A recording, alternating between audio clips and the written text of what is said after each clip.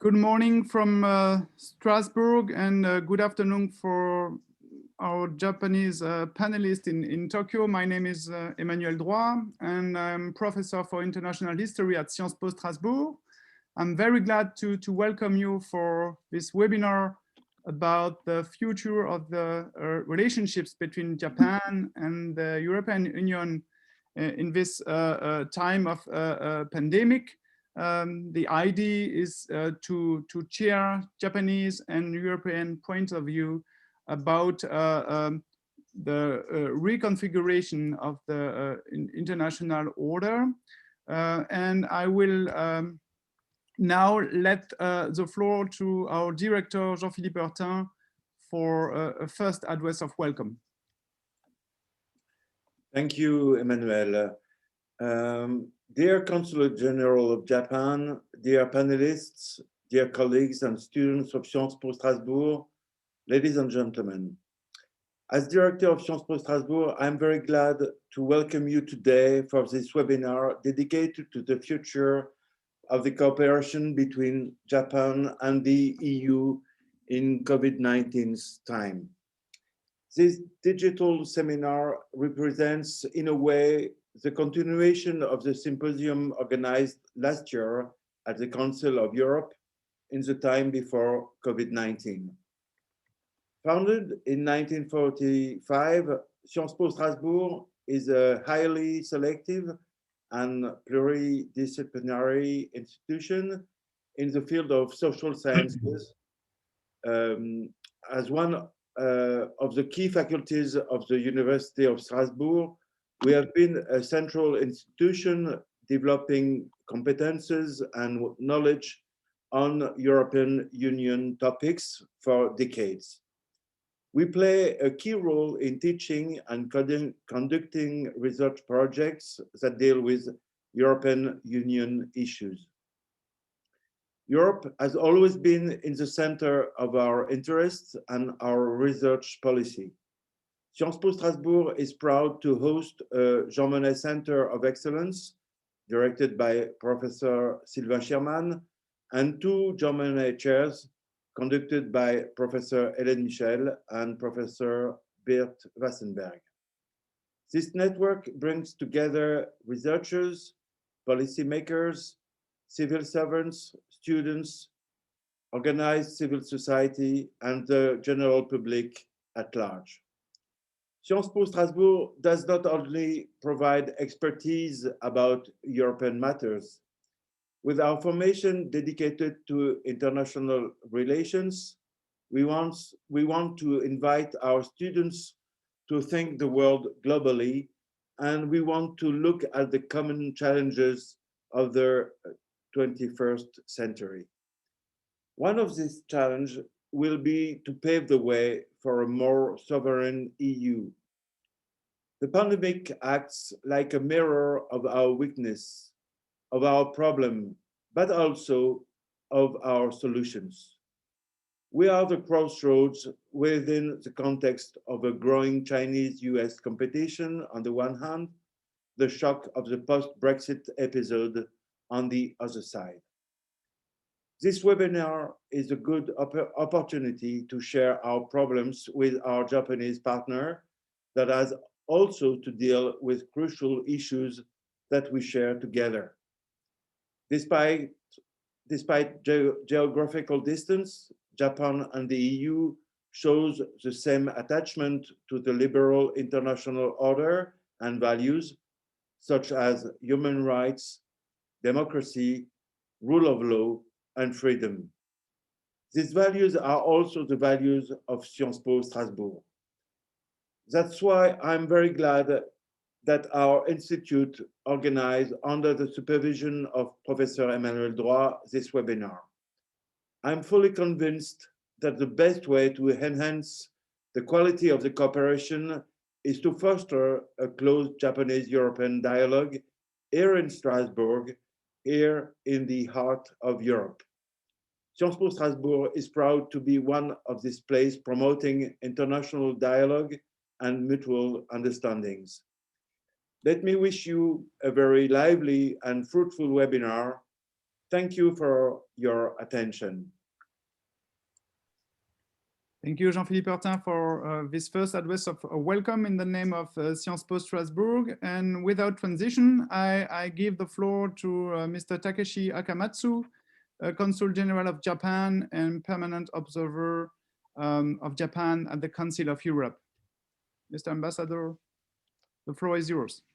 Thank you very much. But can we have my video on? Yeah. I think it's switched off from your side.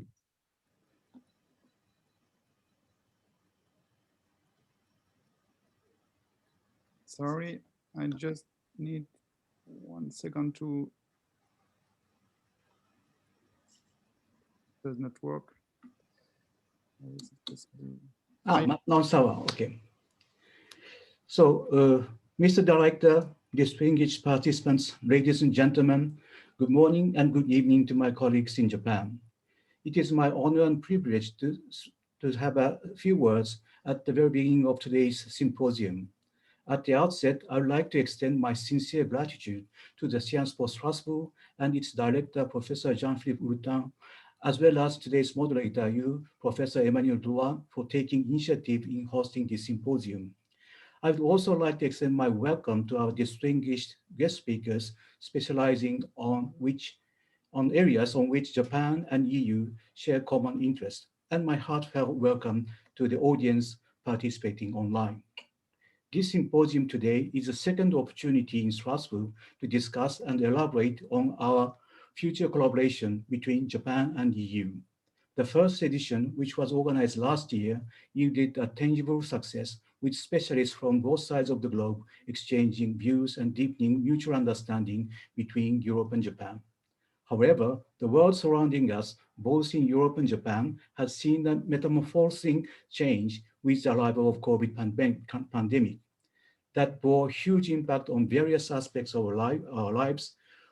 What we are witnessing today is not only related to sanitary or health issues, but also has economic, social, geopolitical, and philosophical implications. While in Strasbourg, the capital of Europe, impact of the pandemic is often measured and felt within more of a narrower perspective. Closure of borders within EU countries or return of plenary sessions of European Parliament to Strasbourg, etc.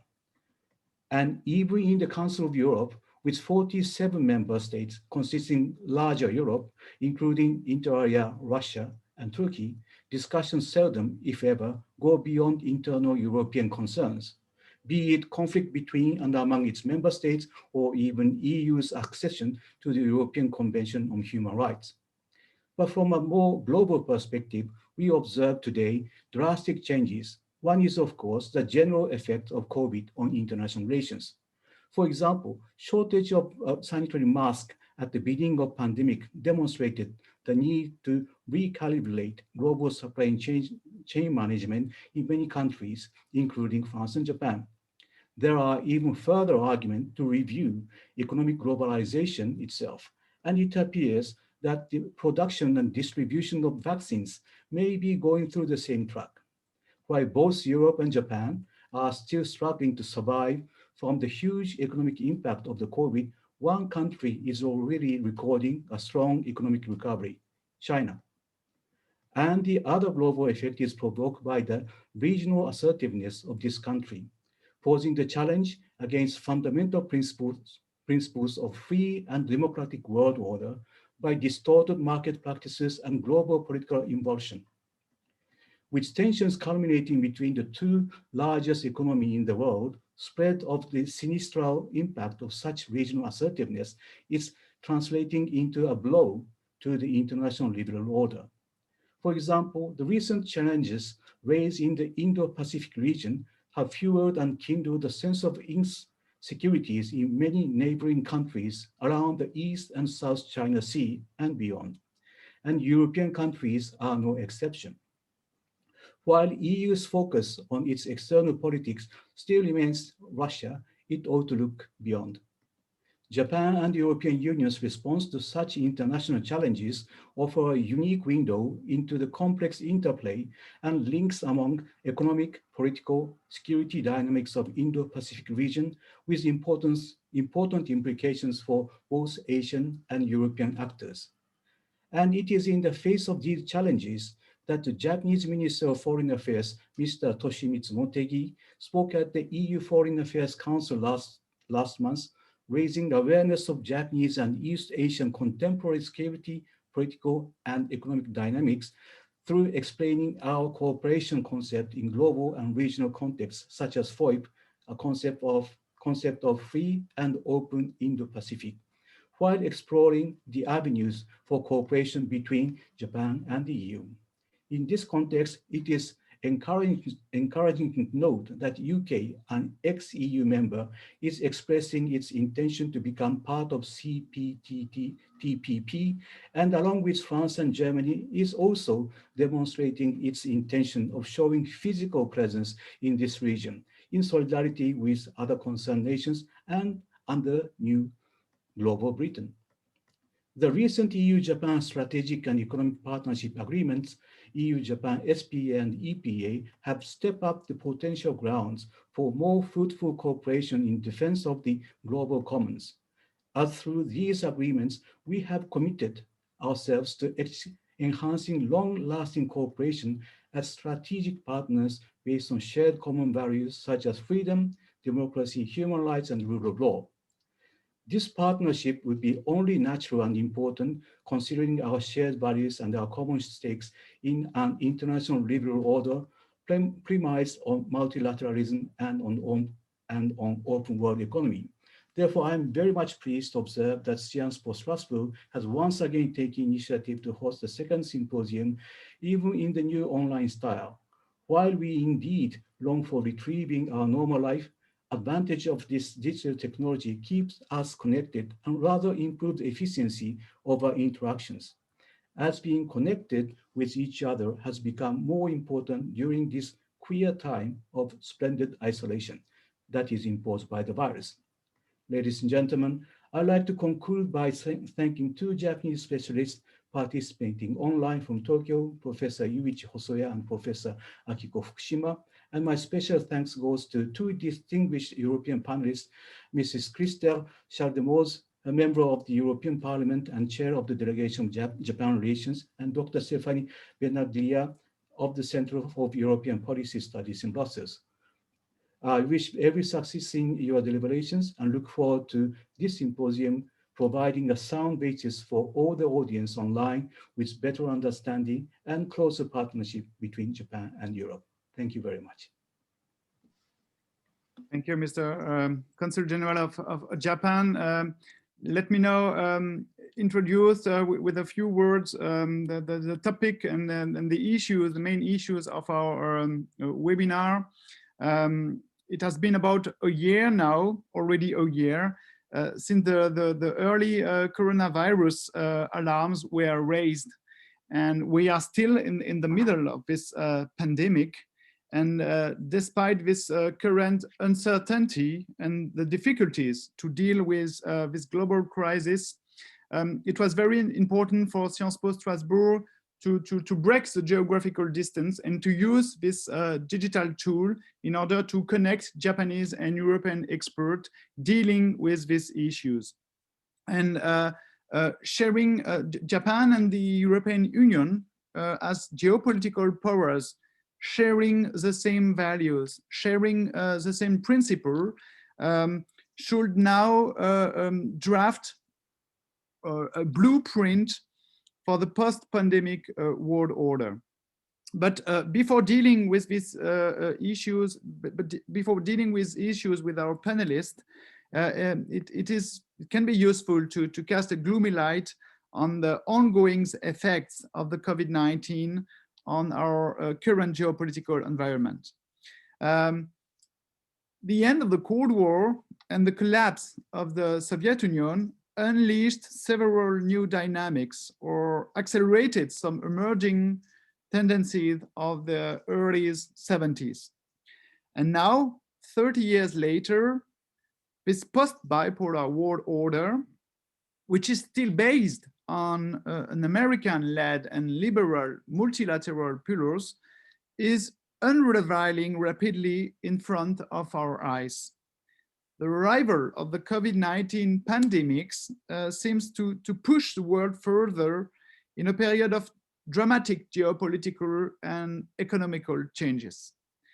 This pandemic has reconfigured the international order by revealing rising and failing states. It has struck with our world with unprecedented scale and ferocity. It is also a kind of contest to determine what type of society and what type of state will prove to be the most resilient. American, Japanese, European societies have been struck and weakened sometimes by disparities in wealth, education, health, growing social divisions, political polarization, above all in Europe and in the United States, and the forces of populism and xenophobia. And at the same time, on a global level, countries or states like Taiwan, South Korea, Vietnam, Australia, New Zealand have skillfully fought back against COVID-19 by mobilizing digital technologies to weather this crisis and demonstrated the resilience of their societies. The principle of free trade has been amended to address core concern of national security and economic security. However, this current liberal order, destabilized by COVID-19, was already at a crossroads prior to the arrival of the pandemic. We are coping with issues such as the rising Chinese challenge, the dramatic development or the crucial development of the digital capitalism, the impact of communication technologies and social medias on politics, the destabilizing political impact of Middle East regional conflicts or sub-Saharan African conflicts on migration flows to Europe as part of a wider global refugee problem. It is of course too early to argue that this pandemic might well be the tipping point that ends the current world order and pave the way for a kind of radical new order. But at some point, the COVID crisis will find an end in the future. But as it was already the case with World War I or World War II, the end of this crisis will definitely not mark a return to the time before, to normality. Rather, it will signal the emergence of a new kind of normality and maybe the emergence of a new world order. The COVID-19 pandemic as ongoing event has reshaped international relation and world order geopolitics. And that's why it was very important for Sciences Po Strasbourg to organize this second symposium this year in order to deal with this issue with Japanese and European experts from political and academic fields. From our perspective, this current pandemic is at the same time a threat for the liberal order, but also a chance, a clear signal for enhancing the cooperation and the quality of the cooperation between Japan and the European Union. This crisis management, mostly done on a national basis, must not crowd out the necessity from Japanese and European perspective to imagine together, despite geographical distance, the post-coronavirus order. This crucial challenge was already there before the virus spread, but it is, from my point of view, more acute than ever. For almost 20 years, Japan and the EU have launched an action plan based on 4 major goals: promoting peace and security, strengthening the economic and trade partnership within globalization dynamics, coping with global and social challenges, and bringing together people and culture. And that's why it is very important today to bring together European and Japanese experts on these issues. To cope with these problems, these webinars invited 4 experts, and I will now introduce them. First of all, I'm very glad to welcome Mrs. Christelle Schaldemose, Chair of the Delegation for Japan Relations at the European Parliament. She has been a member of the European Parliament since 2006 and member of the Delegation for Japan Relations at the European Parliament since 2009.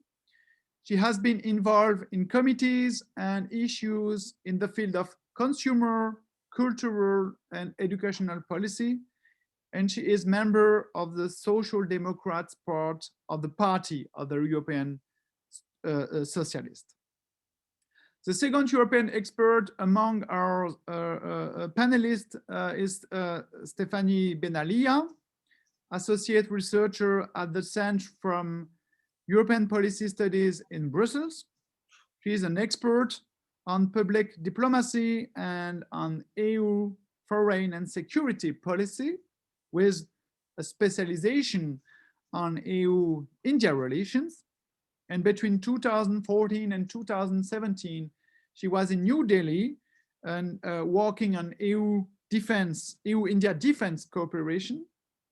And Mrs. Benalia worked previously for the European Union, for NATO Parliamentary Assembly, for a very well-known foundation in Germany, the Friedrich Ebert Stiftung, and also for the International Institute of Counterterrorism in Israel.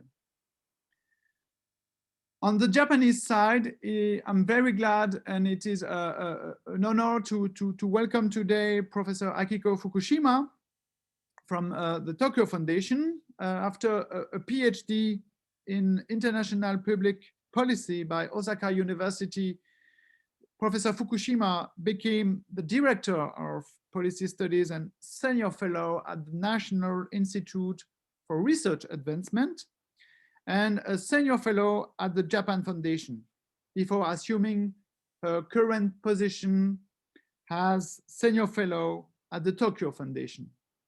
She is currently a member of the International Advisory Board of the EU Asia Center in Brussels and co-editor of Global Governance magazine.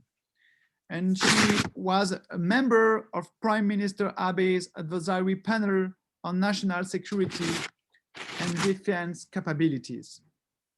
Last but not least, I'm very glad to welcome my Japanese colleague from Keio University, Professor Yushi Osoya, a very famous professor for international relations and international history in Japan.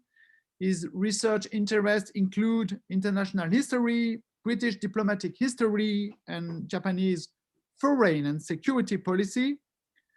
Professor Yushi Osoya was also visiting professor and Japan chair at Sciences Po Paris around 10 years ago, and also at Princeton University.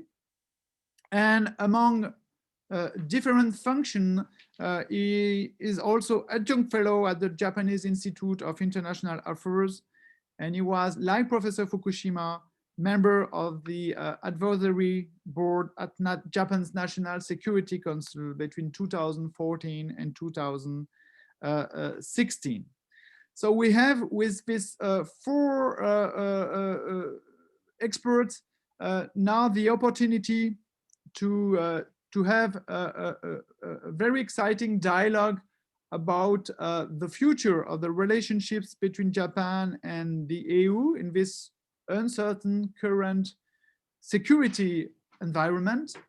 This webinar will be divided now into 2 parts. In the next following 60 minutes, each panelist will have the possibility to make a preliminary statement maximal 15 minutes.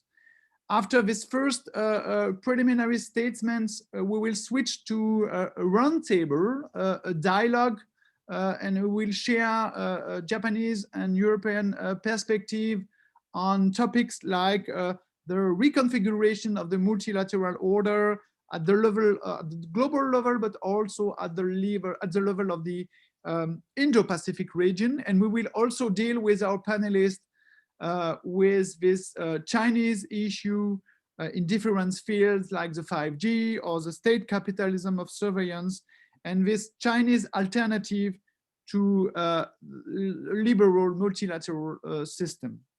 And in the final step, we will of course open the floor for a Q&A session, and I will invite you from now on to ask your question, and I will moderate this last session around the last 20 minutes in order to let you, or to give you the opportunity to ask a question to our Japanese and European panelists. I will suggest now to move to the first part of the webinar with this statements. And I will now give the floor to Mrs.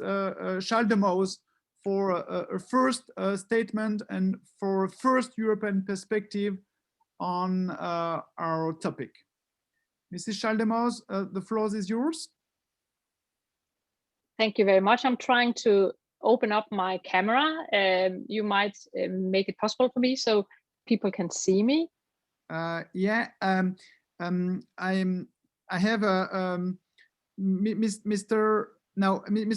Akamatsu. I made a mistake by sharing the animation of the webinar, and now Mr. Akamatsu is the main, the principal host of the webinar. So he has to give me the responsibility of the animation back, and I tried to see if he did that. Wait a moment. Yes, now I can let you. So now you are in the capacity now. But I can't still, it says that you have disabled my, oh, there it is. There it is. Thank you very much. And first of all, thank you, Professor, for inviting me to this webinar, this very important webinar to discuss the future cooperation relationship between EU and Japan. And ambassador and co-panelists, I also greet you and the students as well at the Science Pro. I'm really looking forward to have this discussion with you, because I think we can learn from each other and have some new and interesting perspectives on this. First of all, let me begin in a positive way, because I do believe that we are in a better place today than we were just a few months ago. And that is due to the fact that United States got a new president. President Biden has drawn the United States back into the multilateral world order. And that gives us all more predictability from the United States, a more stable world. So I think that is positive, and that will have an impact on EU and Japan as well. However, that's of course not enough, because it is an uncertain time we are in. EU has a lot of challenges just in our surroundings. Internally in EU, we try to fight the consequences of COVID, and it is challenging. The normal free movement has more or less stopped because of the COVID-19. We try to get enough vaccine doses. It's difficult, and since the EU Commission took responsibility for a lot of this, they are now claimed they are under a certain pressure because it does not really go that well. When we compare to EU to United Kingdom, who just left the EU, then they are faster, they're better off when it comes to rolling out the vaccine program. That is in itself a challenge. So at this moment of time, there is a tendency in EU to look inside. We fight and we try to find our ways internally on how to tackle this, not just the health consequences, but also the economic consequences of COVID-19. And then on the external side, we see Russia being more aggressive, trying to, how to say it, to split the EU.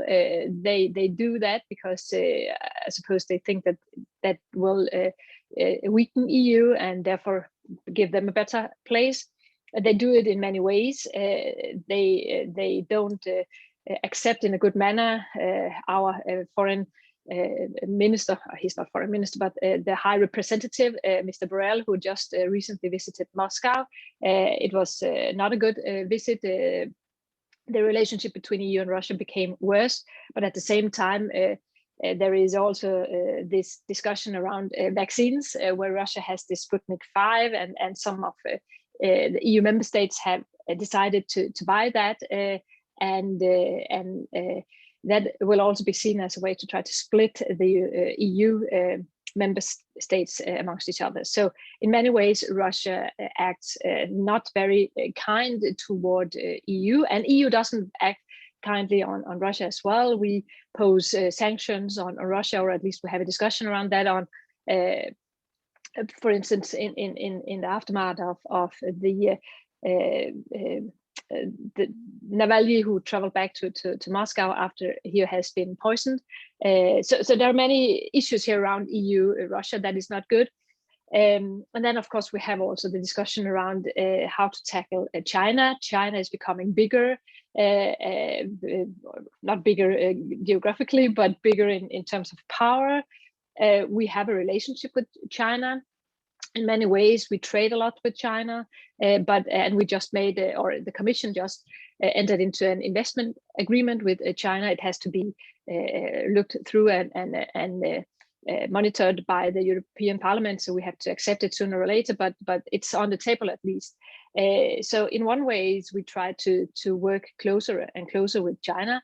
We are dependent of China, but on the other hand, we also see some challenges. We're going to discuss it later on, but also the outrolling of 5G and Huawei, how to tackle that.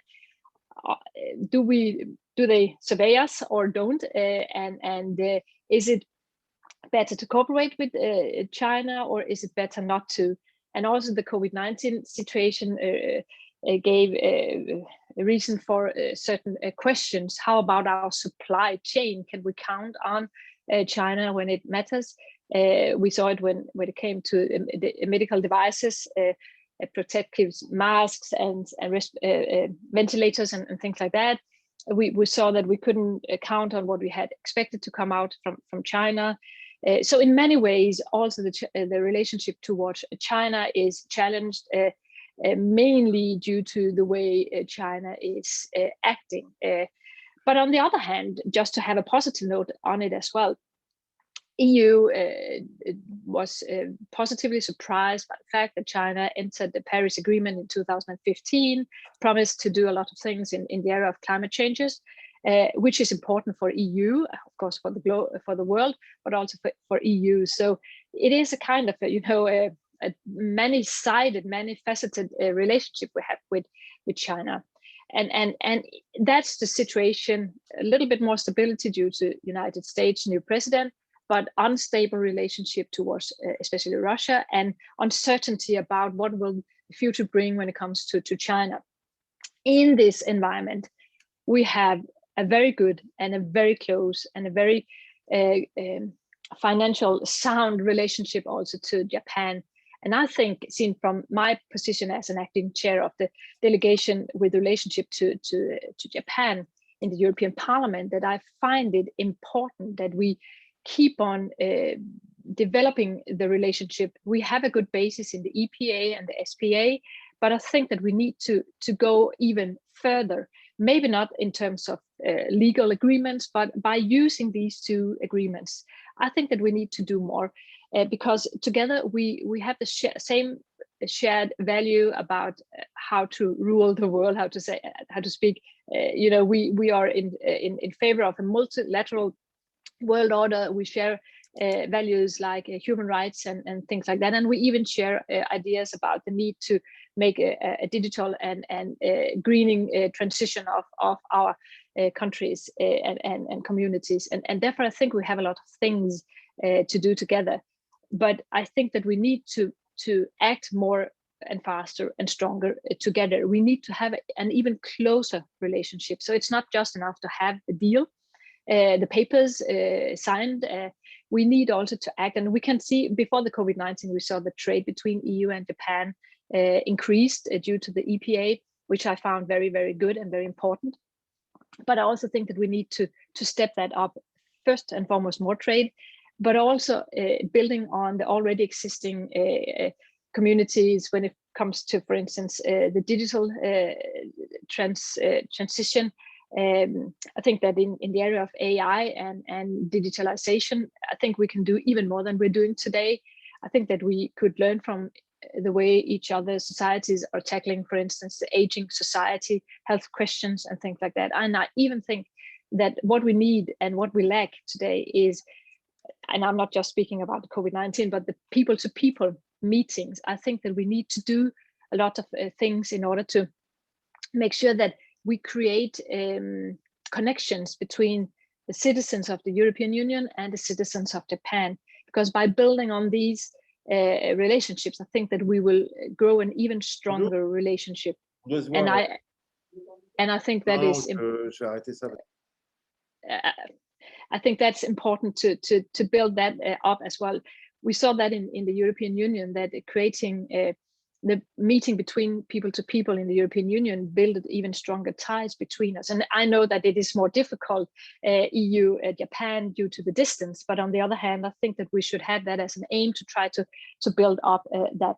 Let me see what I have here. I think that in many ways, the European Union's relationship with Japan when it comes to the EPA and SPA is a kind of a role model on how to have an exchange, how to put it in the right manner, to exchange knowledge and to trade more together. I think that's a role model. It could hopefully be, something other regions and countries could look at and see whether they could learn from us. So I think that's a very, very good thing here. But I also think that we could build stronger ties also in the area of science, scientists together. Companies should share more knowledge and learn from each other. So I think that we should do even more on the trade and knowledge experience in order to make sure that we have a stronger relationship. Because I do believe that we could together, the European Union, Japan, and hopefully maybe even now also with United States, that we has to be the foundation of the multilateral world order. We need to emphasize and we need to show in the real world that we do believe in this and that we act ourselves in that community. For instance, let's take the challenges around the COVID-19. I mean, we share knowledge and we trust each other. And honestly, I think there's still today some who question what really took place in China and have we got the real information from China on the virus? That's not the situation between EU and Japan. We trust the knowledge we got from each other. And I think that in a strong multilateral global society, it's easier to put a pressure on those states who do not really act in a good manner.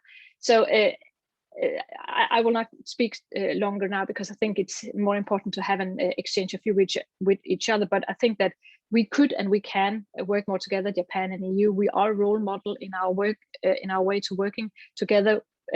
I look more positive on the situation, even the security situation as a whole, more positive than before November 2020. But of course, I also see the challenges from especially China and Russia, both towards the challenges towards the European Union, but also, of course, for Japan and what happens in the East Asian region, because I think that's really a challenge there as well. And here I also believe and think that we should do things together. Of course, EU is not a military cooperation. So therefore, our power is more soft power, and we should also be looked upon that. But we also know and realize that without having a balance when it comes to the military power, EU will also be weaker and stand less strong in the world. But I think that we need to look at it a little bit more positive, even though the COVID-19 is not so positive. I think we have learned also the lessons now. We need to look into our supply chains. Is it functioning in a good manner? Can we do more to be less dependent on those countries that are not working the same way that we are, but at the same time also try to find ways to make sure that we are binding, we are putting that we're trying to put a pressure on China and Russia, for instance, to do more to become a part of the global society. But listen, I think that I am, as acting chair of the Japanese delegation in the European Parliament, very fond of and very proud of the EPA and SPA, and I do believe that is a role model for how the world and regions could work together. And I would be happy to promote that even more. But I think still we have also things to do internally between our relationships in order to strengthen that even further, at least on a people-to-people level. But thank you so much for inviting me, and I'm looking forward to listen to the other honored panelists, and thereafter I'm also willing to participate in the discussion. Thank you very much.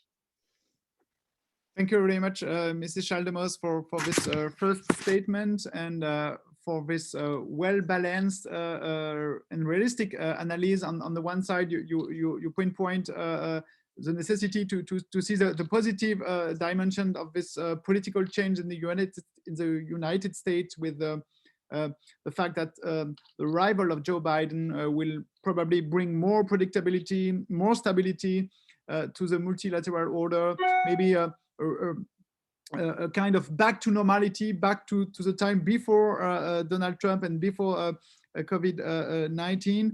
But you also pinpoint the necessity to fulfill the SPA and the EPA. This cooperation is not only a kind of paper or a kind of agreement, but we have to promote them through people-to-people contact, through common projects in different fields, because this cooperation is based on a model of trust and not a model of competition. And it is very important to pinpoint the fact that multilateral order, in a liberal sense of view, is also based on trust, mutual trust, not only the same values or principle, but also on trust. At the same time, I was struck by the fact that one classical concept of international relation was back with COVID-19. I mean, sovereignty. Our French president speaks often from European sovereignty, the necessity to promote this sovereignty of the EU at the global level. So I will now give the floor to Mrs. Benalia in order to have her point of view related this issue concerning this future of the EU and Japan cooperation. And I will now give Mrs. Benalia the possibility to open her camera and to make her statement. Thank you. Thank you very much. I will be more than happy to pick up on the European sovereignty indeed. Thank you very much for inviting me today. Indeed, in my initial remarks, I would first like to describe the EU-Japan relations in the context of EU's role in the Indo-Pacific. And I will indeed throw in some provocative thoughts, which I will be more than happy to discuss further in the second part of the discussion. And then I will further highlight a few areas where increased cooperation between EU and Japan can be particularly beneficial. So my first point is the role of the EU in the Indo-Pacific and how the cooperation with Japan can unfold in this region. I will zoom in on how the EU understands the region and its role and the cooperation with its strategic partners. Asia, and in particularly in the Indo-Pacific region, are of increasing importance for the EU, both for geoeconomic as well as for geostrategic reasons. Between the 2014 and 2020, the EU invested around 800 million euros in Asia, the EU as institutions. And when we look at bilateral and multilateral trade, we see a lot of dynamism in the region and the fact that the EU is really making it a priority to regulate the trade relations in the area. We know, in fact, that since 2018, the EU concluded FTAs with Japan, Singapore, and Vietnam, and in 2020 with the investment agreement with China, and is currently negotiating trade deals with ASEAN, Australia, and New Zealand. And obviously the next in line is India, where a trade deal would also unlock the whole potential of the strategic partnership. Now we will see if the next summit in May will have some deliverables in there. Some say yes, some say no. I'm happy to discuss it further.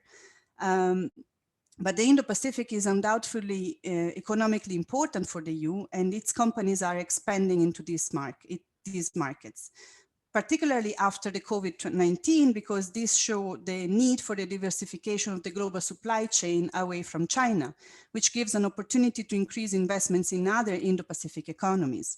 And this would control this. We know that the ones who control the markets and define the rules and the standards that are applied have an impact on the sustainability of their own companies. Therefore, being in a position of setting the standards, or at least sharing the standards that are implemented in the region, is a driver for the EU interest and engagement in the region. But the region is important for the EU, not only for the geoeconomic reasons, but also, and I would even make the case especially, for geostrategic reasons. And here I will challenge a little bit the fact that the EU is often seen as a geoeconomic actor. I would actually make the point that is growing as a security provider. And especially the Indo-Pacific and the opportunity of drafting an Indo-Pacific strategy, which is of course, following the initiative of France, Germany, and the Netherlands, who already published and adopted their guidelines. The EU is in the process of drafting its own strategy. And this would really be a pivotal moment for the EU foreign policy for a number of reasons. The first is because it will show that the EU is finally stepping out and in line with the ambition of leading a geopolitical commission of the President von der Leyen, is finally exiting its limit of understanding the foreign policy as only limited to its neighborhood, but is adopting a foreign policy which is true to its name. And this will be the occasion also to learn how to leverage on this huge geoeconomic power that it has in the region. This could also have the repercussion, and this is quite important for me, on the internal policy, because it may enable initiatives such as PESCO or the European Defence Fund to really become a pillar of the EU foreign policy. And this is because through cooperation in capability projects under PESCO, you would really establish defense cooperation with third countries and with strategic partners. And so this could really become instrumental for the EU to graduate into a global security provider. We're not quite there yet, but is a thought worth some thoughts about. And another thought is also because of the very nature of the EU, which is fundamentally based on multilateralism, it would be a natural approach for the EU to adopt an equally multilateral approach in the region. And here again, a couple of thoughts on how it could do that. Now, we have where most European countries are part of the greatest military alliance in the world, NATO.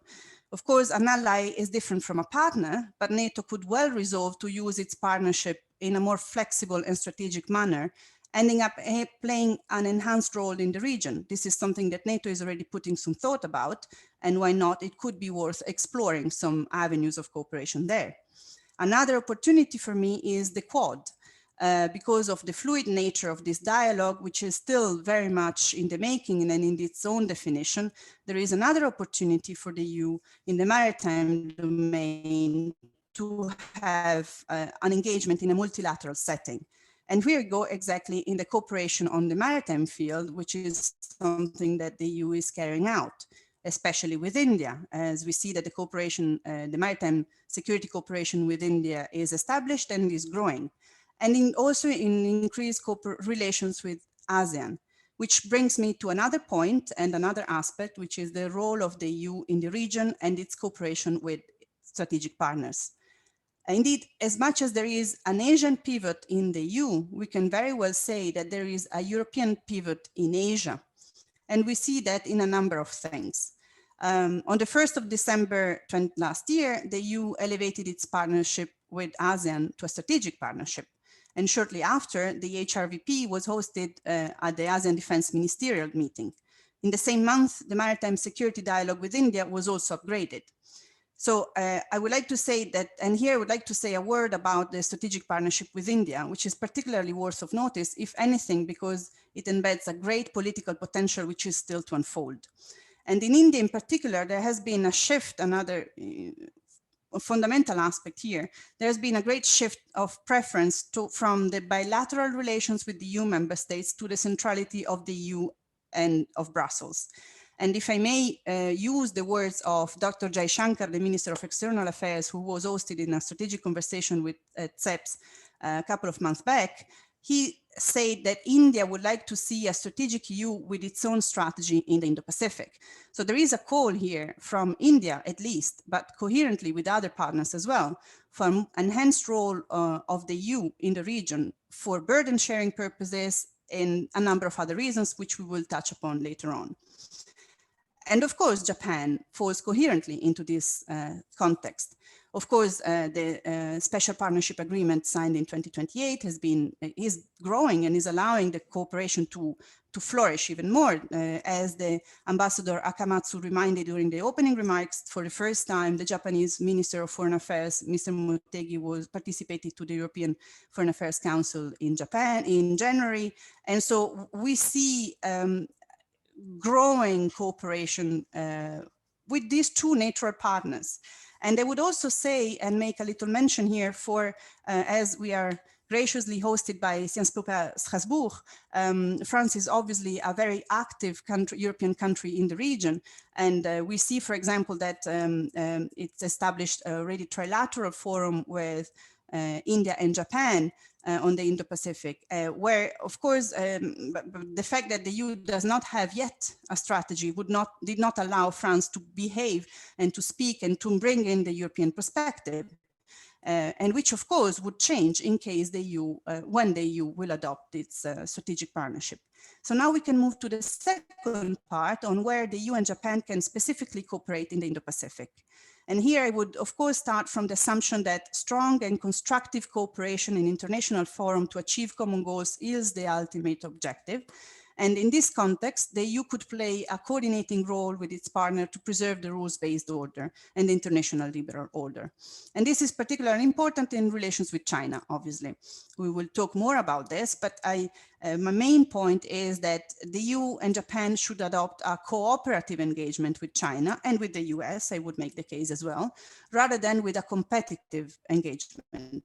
And to watch out sending containment messages, which may harden the Chinese behavior and therefore become a self-fulfilling prophecy.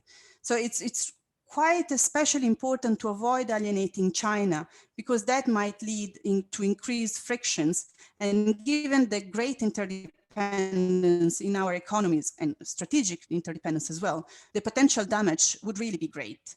So, and we see also that when China cooperates into the international liberal order, the gains are great for everybody. And we see that for the Paris goal and the climate change challenge, where China is able to be wound in the same cooperative approach, the gains are great for everybody. So it really is in the benefit of all to keep China in a constructive cooperation that stimulates it in the context of international liberal order. And then I would actually make the case to have some level of cooperation and coordination, which of course right now can be very light, but still potentially good, to have coordination between the EU and Japan on the impact of the Chinese foreign policy influence. We know that China, of course, has a number of actions which are more or less liked and have a higher degree of impact in a number of countries, especially in Asia for now. So a degree of cooperation there could be beneficial, as well as increased cooperation in broader foreign policy issues that could really give a higher chance to reach common goals.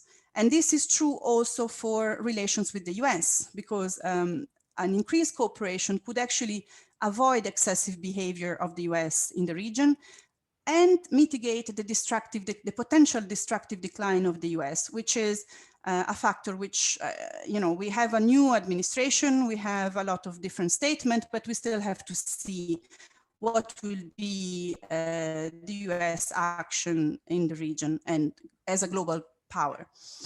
The second point where, well, unsurprisingly, obviously, I see a strong cooperation is connectivity. The World Bank stated that by 2030, no less than 15 or 16 trillion dollars are needed in Asia in investments. And of course, the establishment of the Connectivity Partnership in 2019 gives an additional relevance to the strategy, and it could actually serve as a driving force for enforcing connectivity cooperation in other countries. And for example, one deliverable which is expected for the next summit with India in May is indeed the signing of a connectivity partnership, proving that this kind of partnership could indeed be beneficial. So much so that the European Parliament adopted in January a resolution encouraging the European Commission and the ES to create a global connectivity strategy, extending the EU-Asia connectivity strategy that was adopted in 2018. The priorities of the resolution are around 10, so it's always difficult to call them priorities when you have that many.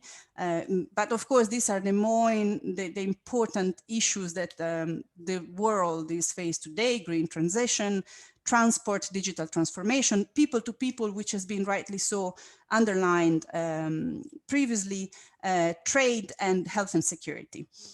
And so the fact that the EU and Japan are such a like-minded partner that share values and share also predictability and trust, which are elements that are so important, as also the comments by Ms. Schaldemose have been referring to. This is really fundamental for a good connectivity partnership, amongst other things. The cooperation could be in the areas that have been identified, as well as infrastructure, digital, and energy.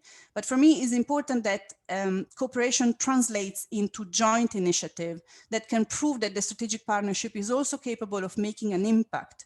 And this would actually have the additional benefit of reinforcing the credibility of both as a global actor. But as the HRVP said during the discussion of the report at the Parliament, he said we must show rather than tell. And this is really key, I think, because now it really is important to strengthen the concept of togetherness and not only that of cooperation, and move into the implementation phase. And the EU-Japan connectivity cooperation is a perfect example for this, and especially because it could be particularly well fitting in third countries. And where, again, another variable which is hugely important is, of course, the role of the private sector, because, of course, facing such a challenge of that magnitude, is impossible to think that public money could be the answer, but the private sector must be an important player.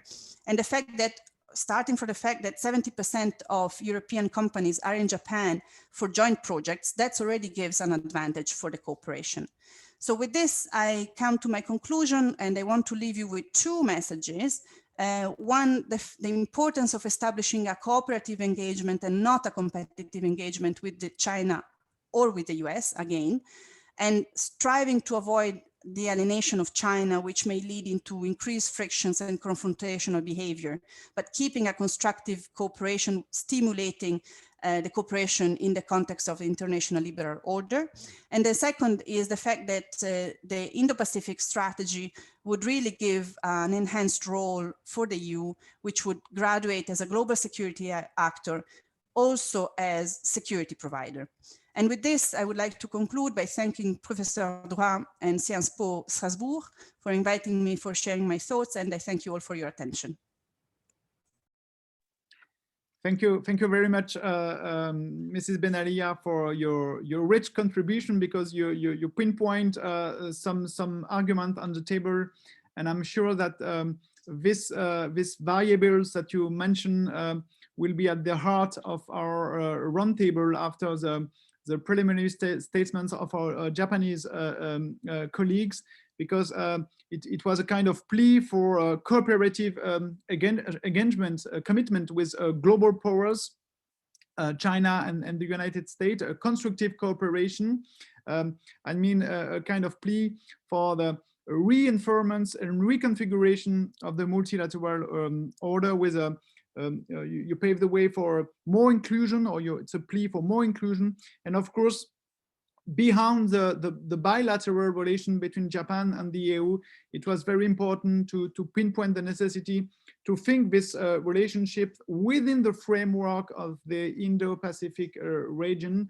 You mentioned the activity of the French strategy, but at the EU, it was also important to pinpoint this global strategy in the field of connectivity as part of the reconfiguration of the multilateral order in the way that you described. Thank you very much for your contribution. It is 10:30 in Strasbourg and Brussels, and it is the end of the afternoon in Tokyo. And I'm very glad to welcome now Professor Fukushima in order to share this perspective on this issue, and it is the opportunity for our guests and for our participants to learn more about a Japanese perspective on this issue. So I will give you now the co-hosting in order to give you the possibility to use your camera and to make your preliminary statement.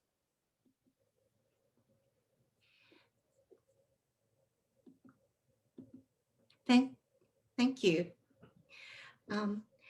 Thank you, Professor Draw, for your kind invitation to visit Sciences Po Strasbourg, though virtually, and join this discussion. I have already benefited from the speakers who have spoken already and have been stimulated, so that I may need to change my notes so that I do not repeat the points which have been already made. EU-Japan relations have come afar from the days when our relations were more or less on trade. The watershed was the Hague Declaration in 1991, which expanded our relations from trade to security, culture, education, and even people-to-people exchange. Another milestone were action plans and joint programs, as well as has been mentioned, EPA and SPA. As Ambassador Akamatsu mentioned, Foreign Minister Motegi attended the EU Foreign Affairs Council last month. And I think I would like to interpret this as another watershed to enhance Japan-EU relations in future. With that in mind, I would like to follow the roadmap provided by Professor Dorr and make 3 points on this question of crisis caused by the COVID-19 virus and how we can manage the rough water. As has been said, I also observe the COVID-19 crisis not as a health crisis alone. It is more crisis impacting other fields. In my term, it is human security crisis. And I would like to address 3 questions. One, how do I see geopolitical environment intensified by the COVID-19? Is the momentum working for more cooperation between us or less? Second, what drives us to cooperate? I would like to share some of my thoughts on cooperation, its potential, limits, and possible hurdles. Lastly, I would like to conclude with a view on a double-faced hindrance to our cooperation in future. Let me start from my first point, geopolitical transformation. I also agree that COVID-19 has intensified our geopolitical transformation. The pandemic has killed more than 2.4 million people and has affected more than 109 million people around the globe. The magnitude is comparable even to a warfare. The promising sign, however, is that the new infection cases is now on the decline. Vaccination, I hope, will control the infection. Meanwhile, as was already mentioned, vaccination is reportedly short in supply, which has worsened the sense of inequality and has strengthened anxieties among people. Against this background, I observe that great power politics are intensifying. I agree with Madame Chaudemonnaise that we have some positive elements coming into the scene. But at the same time, I also observe that global and regional orders are conspicuously strained. The world today, in my eyes, is filled with competition between great powers to secure respective national interests and to expand their influence wherever perceived void or vacuum lies. Furthermore, I observe that around the globe, there emerge multiple paths to conflict, both at home and abroad. Growing nationalism, clashes between liberalism and authoritarianism, and fraying international institutions. Existing rules are challenged by new sets of rules or new interpretation for respective convenience or by new sets of domestic laws. I'm afraid such can take us to a dual order world. That is like playing the same game with the same rule, but with different interpretations or even with different rules. Such a match will not be fun to watch at all, or such a match will not stand as a game. Our common values such as democracy, freedom, rule of law, and ocean as global public goods are challenged by such acts. However, I would like to argue that the world is not brushed only by competition alone. It seems to me that the fact of life is that we have to live in a world filled both with competition and cooperation. While it is inevitable to see some competition among great powers, they know too well that they have to collaborate on global and regional issues. As an illustration, Chinese former Vice Foreign Minister Hu Yin wrote to the New York Times on November 24th, 2020, that US and China have to develop a relationship of co-opetition. I have never heard this expression, but according to her, it is competition plus cooperation, co-opetition. The US academics also see that the United States administration must take the balance of cooperation and competition with rising power. The new US Indo-Pacific coordinator, Kurt Campbell, wrote to Foreign Affairs on January 12, 2021, that it is neither practical nor profitable to exclude Beijing from vibrant future. And I agree with his observation, and I understand this was a point made by Dr. Penagria earlier, and I join her camp in this regard. Here I see a potential for EU and Japan's role. We both have learned to manage both competition and cooperation for long, haven't we? Japan has managed competition and cooperation with our neighbor, China. Japan has launched FOIP, Free and Open Indo-Pacific, but has managed its cooperation with BRI as well. I argue that geopolitical changes offer opportunities for Europe and Japan to cooperate further. It is because I trust EU and Japan share anxieties and ambitions. Although we may differ in our respective national interests and concerns stemming from geographical distance. In the past, this was often alluded to in terms of our respective perception of threat, for example, on Ukraine crisis and Russia, or on South and East China Seas and China. Thus, on shared interests and concerns, we did suffer from the tyranny of physical geographical distance. However, this time around, don't we share common anxieties on rising power and eroding rules-based order? I trust we share these in common, and that would be a driver, strong driver, as trusted partners to work together in future. On global front, we need to reform existing international institutions such as WTO and WHO, just to name a few, rather than creating a new institution. I believe we should perform triage, that is, prioritize those international institutions whose functions should be updated or revised to support rules-based order most fitted for our current surroundings. On regional front, we witness common interest on the Indo-Pacific. Dr. Benalia has explained very eloquently the interest of Europe or EU on Indo-Pacific. I hope we can share this interest together to develop our policies together in future.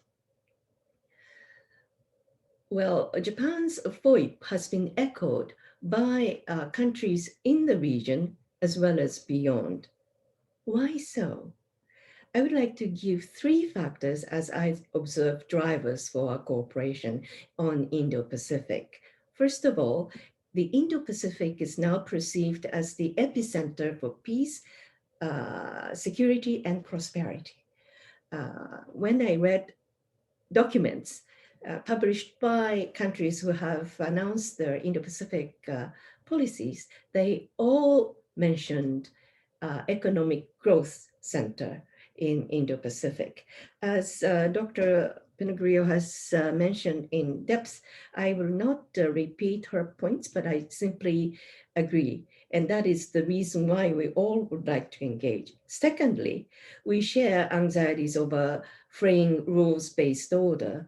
As we have to live in an age of competition and cooperation, we need to have a sound global order. While the US has led and maintained international liberal order for 7 decades, under Obama administration, it has announced that it would not be a sole bearer of global order. And we have to join in and work together. Without rules-based order, we will suffer from chaos or anarchy, which does not lend itself for peace and stability.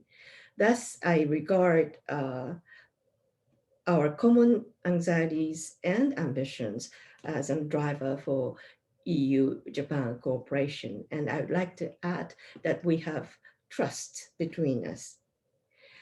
Thirdly, and this is my final factor, I would like to give technological advances as a driver for cooperation. Technological innovations are taking us to an unknown world.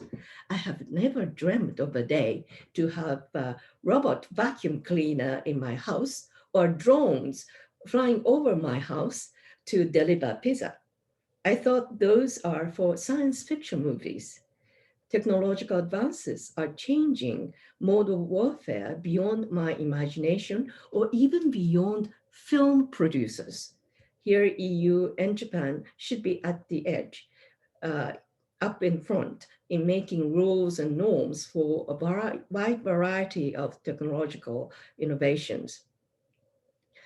I was planning to talk about connectivity, but this was already covered. But I would like to address one other connectivity that I would like to stress, and that is digital connectivity. This point was made by Madam Mose earlier, but I feel very strongly about this point. Digital transformation is taking us to a new work environment, which is also triggered by the COVID-19. The Suga government is promoting digital transformation in full swing. We have concluded connectivity partnership, and digital is a part of it. Data-driven economy is growing at unprecedented scale. According to Data Age 2025, annual size of global data sphere will grow from 33 zettabytes to 175 zettabytes in 2025. This represents explosion of data traffic from diversified origin and format. This signifies potential for innovation as well as produces new concerns. Unless data flow is managed in a safe way, its impact on our economy will be profound.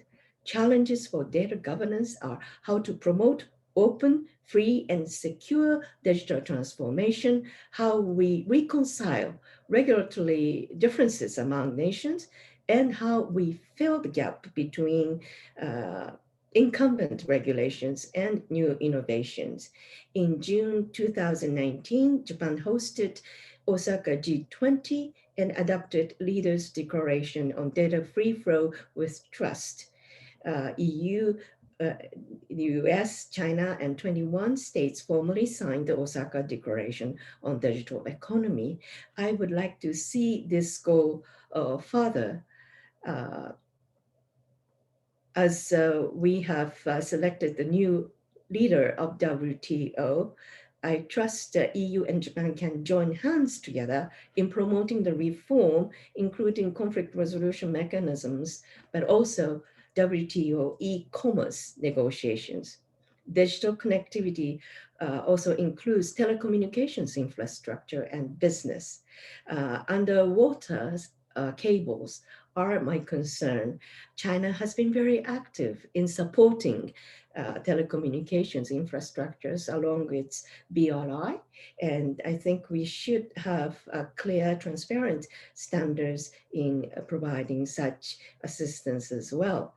In SPA, there is a clause to enhance cooperation on electronic communication, including internet governance and others. I hope we can take advantage of this clause and put our efforts behind it. The digitalization of economy and the public sector, cybersecurity is also another issue that I would like to see our cooperation go further. We have digital dialogue between EU and Japan, and I hope we can promote that further. Having covered these 3 points, I would like to conclude by saying that since we share anxieties and ambitions, I hope we can cooperate together. Europe is known for your effective multilateralism and for norm entrepreneurship. I have been working on multilateralism since my PhD candidate days, and I feel very strong about it.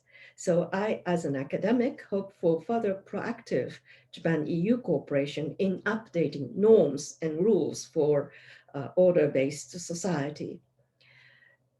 Well, in concluding, I would like to address Chinese challenge as a topic which will be discussed later. I will save detailed discussions for later discussions, but I would like to address this point as a possible driver as well as an inhibitor in our cooperation. Many European colleagues and friends told me over recent years that they hesitate in joining Japan's free and open Indo-Pacific initiative as they do not want to antagonize China. China is such an important trade partner for Europe. I would like to remind friends that China is also an important trade partner for Japan. Japan's FOIP is inclusive concept and not exclusive concept. China is set to surpass the United States in terms of its GDP within the next decade, though a specific year differs by projections.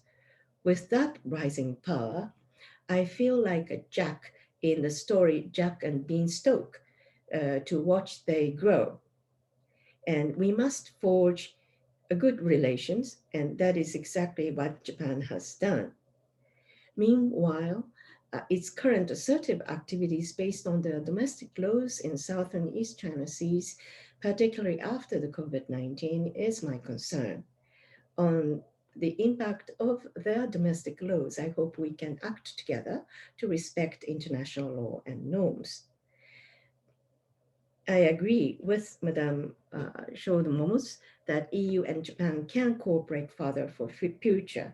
I hope we can ask our junior colleagues, our students joining our session today, to look back maybe decades after in future and say that 2021 and the COVID-19 were another watershed in our EU-Japan cooperation and brought us further together for the sake of peace and stability and prosperity. Thank you. Thank you very much, Professor Fukushima, for your fruitful reflections. And it was very important to remind us that competition and cooperation both are two sides of the same middle. That is say the middle of the multilateralism, and your plea for a balance, a good balance between cooperation and cooperation lead to this use of this neologism that I never heard before, co-opetition. And at the same time, you mentioned the difficulties, because we have to build or to reconfigure a multilateral order based on rules. And we can consider, and I will use at this point a metaphor that my colleague Professor Osoya used, is one of his books.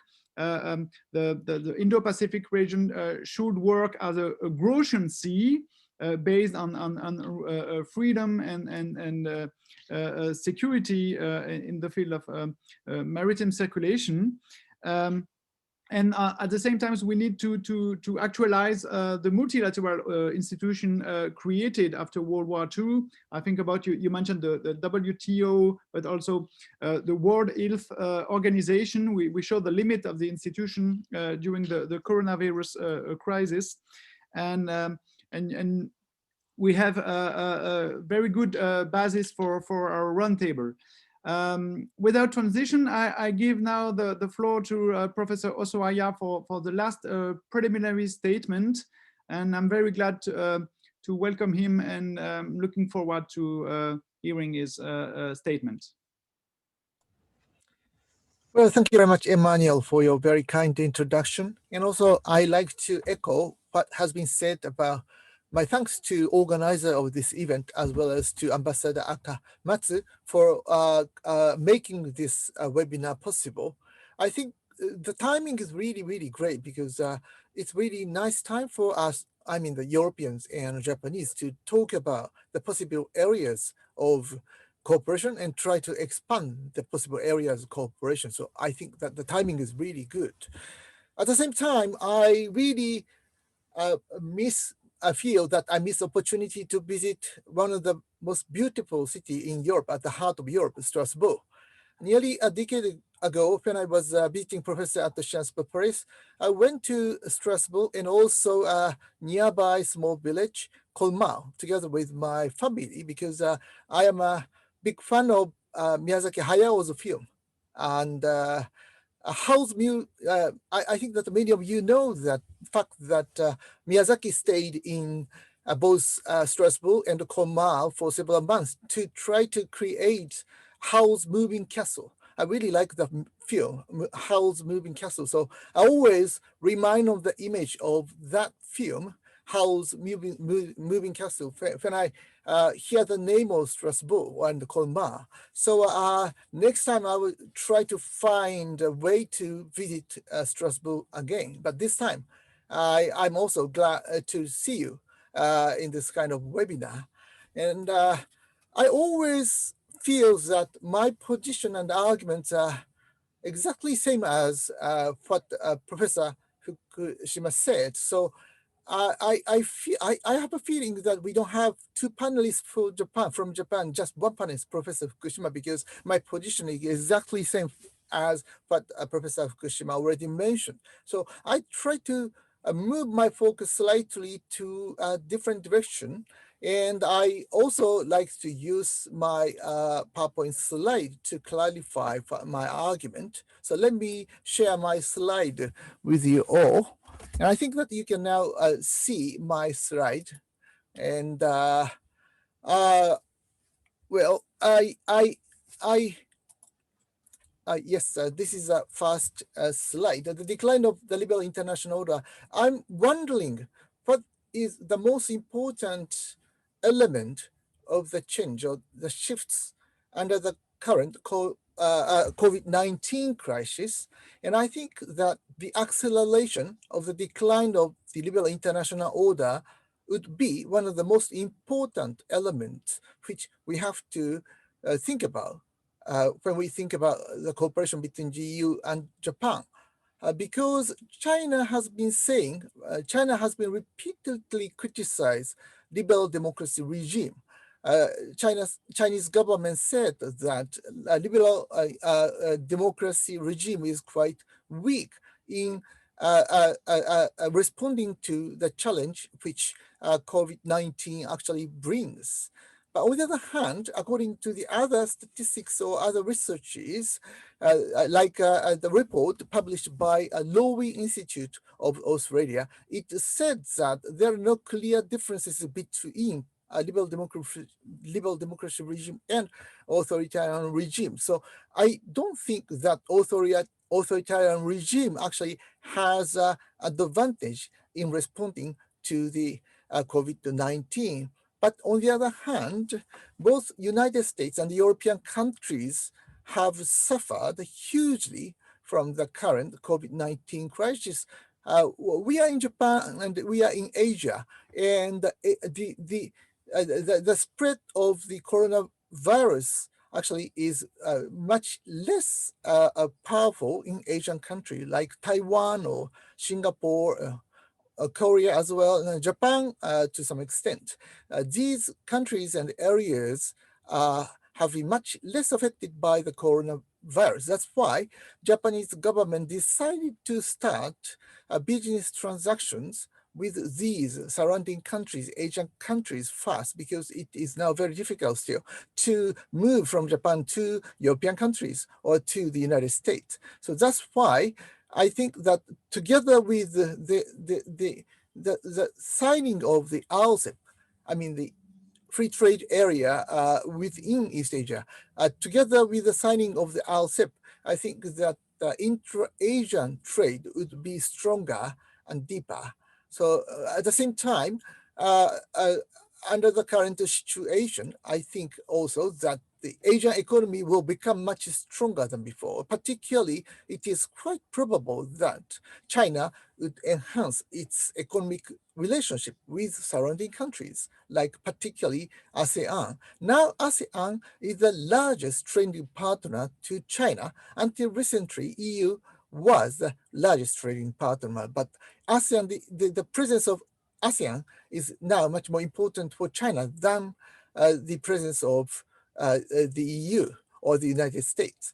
So that's why China is now thinking that they could easily sacrifice their political relationship with the United States and with the European Union, because Asian countries are now becoming more important for Chinese economy. So this is a current trend. And also it also means that China now thinks that it's not so important to really respect liberal democracy or human rights and rule of law, because they think that they are powerful enough to create a new standard in international order by damaging or ignoring some of the important norms such as liberal democracy or rule of law or human rights and so on. That's why they are much more assertive, and they are much more vocal in defending their own political regime, authoritarian regime or communist regime, and also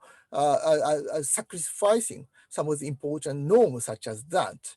And one of the other important elements is that last year, May 2020, Prime Minister of China, Li, said that China needed unification, national unification, including Taiwan. And one of the most important points was that Prime Minister Li, perhaps for the first time, dropped the word peaceful unification. In the last 3-4 decades, always Chinese leaders mentioned about peaceful unification because this is a kind of a deal with the United States. When they signed a treaty with the United States government in the end of 1970s, there is a kind of a package deal. China needs to follow and respect peaceful unification. And on the other hand, the United States must respect one China policy. But China is dropping the word peaceful, particularly after the introduction of national security law in Hong Kong.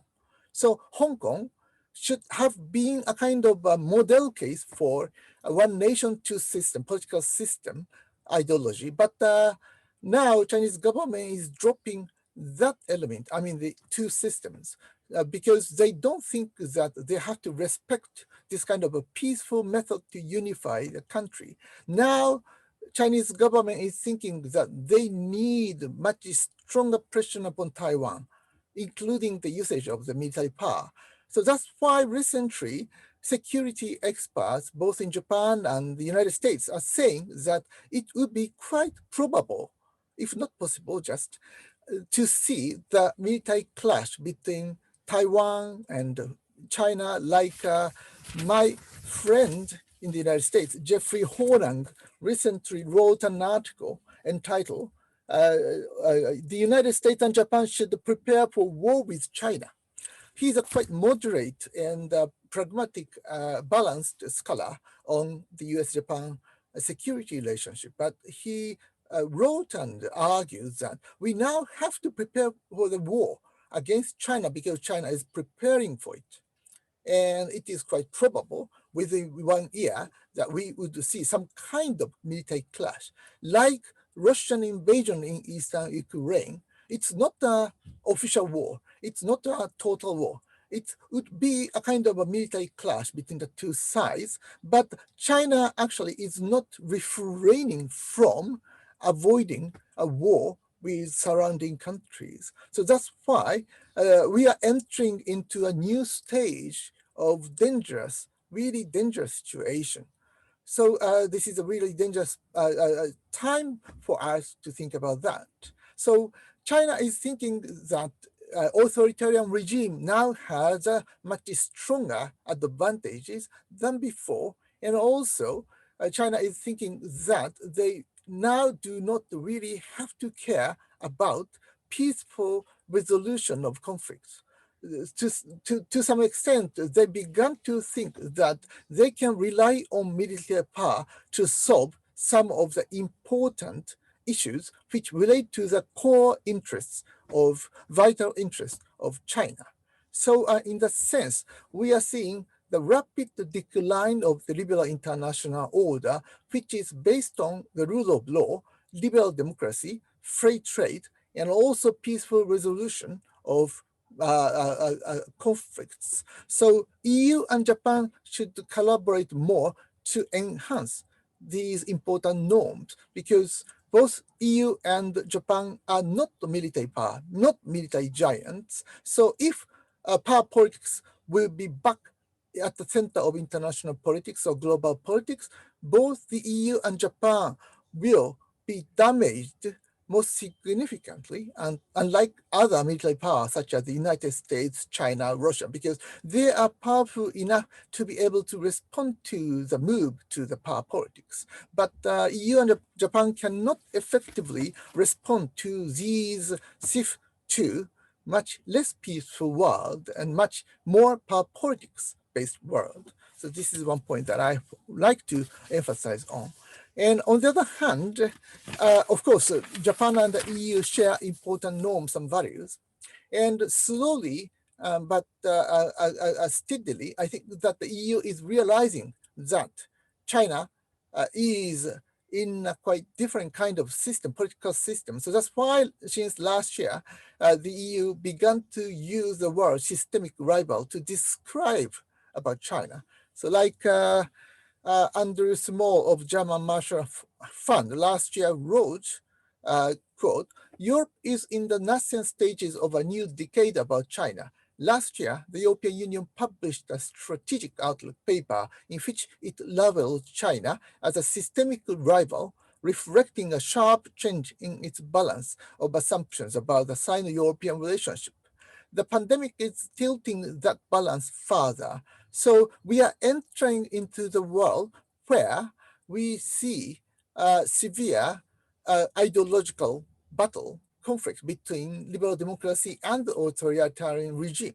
And China is in Chinese system is quite different from our system. So we have to be aware about that. I like to repeat what Professor Fukushima already mentioned before about Japanese efforts to bring China into international community soon after the Tiananmen Square incident, nearly 3 decades before. Japan was the first country to try to stop economic sanction for the purpose of bringing China into international community. So that's why Japanese emperor at the time visited Beijing to try to say to the world that China should be at the heart of international community. And then Japanese government did everything to try to bring China into the WTO. And Japan was successful in bringing China into the WTO because we thought that if China would become more prosperous, if China become more deeply integrated international community, we thought that China would become much more peaceful country, much more democratic country, much more reformist country. But we are wrong. Japanese leaders were wrong in assuming that more powerful, more prosperous China means more dangerous China. We fail to try to change the nature of Chinese political system. China is much more confident in its communist political system, authoritarian regime. So China is not at all apologetic about the violation of human rights in some areas in China. And China is much more willing to use or rely on military power. So China is totally different from what we expected in the early 1990s, when Japan did everything to try to China to bring into the core of center of international community. So then Japan began to present a new strategy of free and open Indo-Pacific to try to consolidate rule-based international order. There are 3 pillars. The first pillar is rule of law. The second pillar is connectivity to bring much better prosperity in the region. And the third element is capacity building. So by promoting this strategy, Japanese government has been trying to combine 2 areas, Indian Ocean and Pacific, Asia-Pacific area. By combining 2 regions, Japanese government is thinking that we, both the EU and Japan, can be more prosperous by transferring both money and the technology and the infrastructures from Pacific region to Indian Ocean region. Then like South Asia, India, like Middle East and East Africa, they will become much more prosperous. And then we can benefit from the stability and the prosperity of these regions. However, American approach to the FOIP is slightly different from Japanese one. American government was focusing on the importance of Quad. Quad is quadrilateral security collaboration among United States, Japan, Australia, and India. This is somewhat exclusive club, but on the other hand, Japanese FOIP is, as Professor Fukushima already mentioned, much more inclusive. Try to create inclusive in the Pacific region without removing any parts, actors. China really wants to exclude both United States and EU, as well as Australia and New Zealand, Canada, because China basically think that Asians should create Asian order.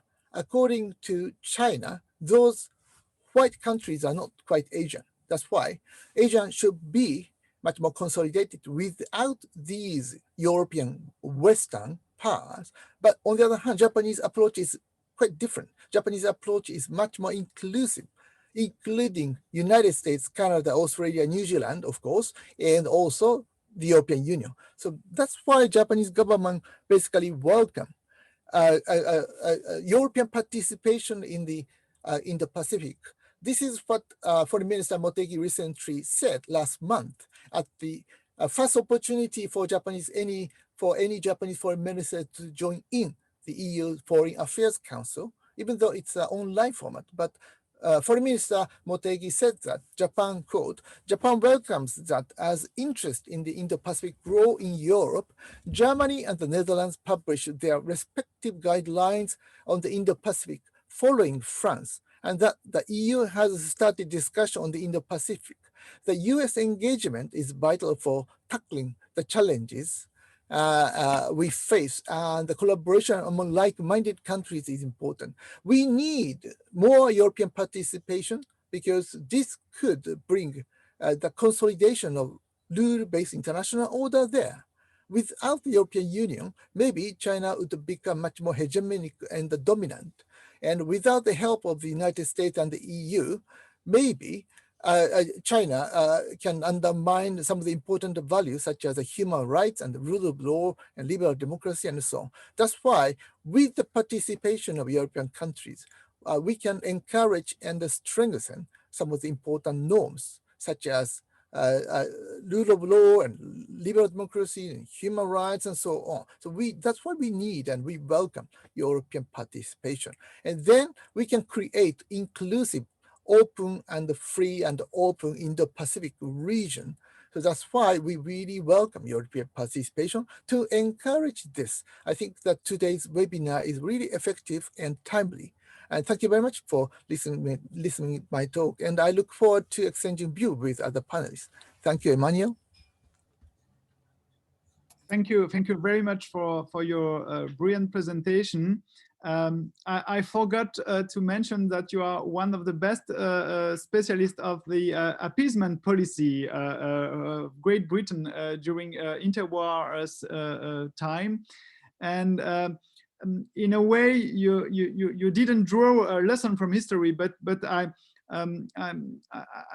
think it is a good point of comparison to see how in a time of competition between different normative system, we can see how democracies fails not to include at that time Nazi Germany, but to have a more unified and aggressive position at that times. And if I follow you, I understand that the future of our liberal order created after World War II will take place between in this Indo-Pacific region, and actually you put or you introduce a very crucial concept in the debate, namely systemic rival. And maybe I will use this concept, and I will address my first question for the roundtable to Mrs. Schaldemose and to Mrs. Benalia for maybe a reaction about this systemic rivalry between the EU and China. How is it possible, Mrs. Schaldemose, to conciliate a trade agreement, cooperation with China? Mrs. Benalia spoke about cooperative engagement on the one side, and this huge challenge, because Professor Osoya show us actually that we have to face with a more self-confident China. I don't know if Professor Osoya will share my point of view, or maybe imperialist China, when China speak about Taiwan and the limits of the two-model system in Hong Kong, and the way the World Belt Initiative is a way to integrate some countries in the sphere of influence. How do you see this huge, I would say, contradiction, Mrs. Schaldemose? First of all, let me thank all the great panelists for their very, very interesting and important presentations. I learned a lot, so I'm really grateful for that. But let me quote Professor Fukushima, because I think she said what is somehow the best way to put how I see EU-China cooperation, and that is that we need to cooperate at the same time we are competing. So we are cooperating and competing at the same time. And I think that is a part of EU's kind of double strategy towards China. We have a a dependence on China when it comes to trade. A lot of companies in Europe are manufacturing a part of their goods in China, and therefore we need to have a good relationship. On the other side, EU also recognized the fact that China is becoming more aggressive in many ways. First of all, when it comes to human rights internally in China, it is horrible. They don't build upon a rule of law, and they're very aggressive towards even European countries, criticizing the lack of human rights in China. But I mean, for EU, we need both. We need to have this double-sided, both legs strategy, that we need to cooperate because we're dependent, and also because we believe that in certain areas we need China on board. For instance, when it comes to the climate changes and the Paris Agreement in 2015, without China, we wouldn't have made this agreement, and it wasn't so strong. And at that time, we were more in doubt about where US stood. So there we needed China. We also need to understand that there is a financial interest also in cooperating, but at the same time, we must not be naive. We must understand what it is China wants, and they want to control more, of course, in Asia, but they also use and try to, destabilize part of the Western world. So I think we have a double strategy cooperation where needed, and also because we believe that they are important to solve some of the cross-border challenges coming out of the climate changes. And on the other hand, we need to not to be naive. We need to keep on insisting and fighting for a rule of law and a multilateral world order. And we need to draw China into that and try to make them more complying, even though it's difficult. But I have to say that it is in these days it is difficult, because a single country in EU criticizing China will be in risk of being closed out of trading with China. But on the other hand, here I believe that EU can play a role, because when we stand together criticizing as an EU what is happening in China, it's easier than for an individual country to do the same. So a double strategy is the path ahead of us, a path forward. But on the other hand, it must not be based on naivety, because then we cannot, then we will lose that game. Thank you. Thank you very much. Mrs. Benalia, maybe? Thank you very much. I would simply like to add a couple of points to what has been just said, which I very much agree on. Well, first is on the motivation. It's sometimes when I have a question, I simply say, what is the alternative? I mean, the alternative is pretty much not an option. So while it is obviously easier to disagree, and we all know that it takes much more courage to find an agreement, and especially in these circumstances where, of course, it's particularly difficult to keep a common front, because the weaker link is always a weaker link. And of course, the definition of weaker link, we can stay on this, but it is targeted. And of course, it is difficult to be the one targeted by and confronted by an actor such as China. But again, the alternative is, for me, a non-alternative. So we have to come up with a way to engage constructively, particularly China, but not only China. I think that this would be a process which is beneficial for the EU and how it engages with all its partners. And if I may point at one way, of course there are many, I would say on how it leverages its economic power and how it tackles discussion on human rights. Now, how I understand, the only way structurally where the EU has some sort of leverage discussing human rights, very fluidly, apart from statements, is when you have FTA agreements and it comes into the parliament, and there you have the sustainability clause. So legally, as far as I understand, that is the only time when the EU can have a legal state on how we handle our human rights relations, with all the problem that this, of course, embeds, and we can have a very lengthy conversation on this.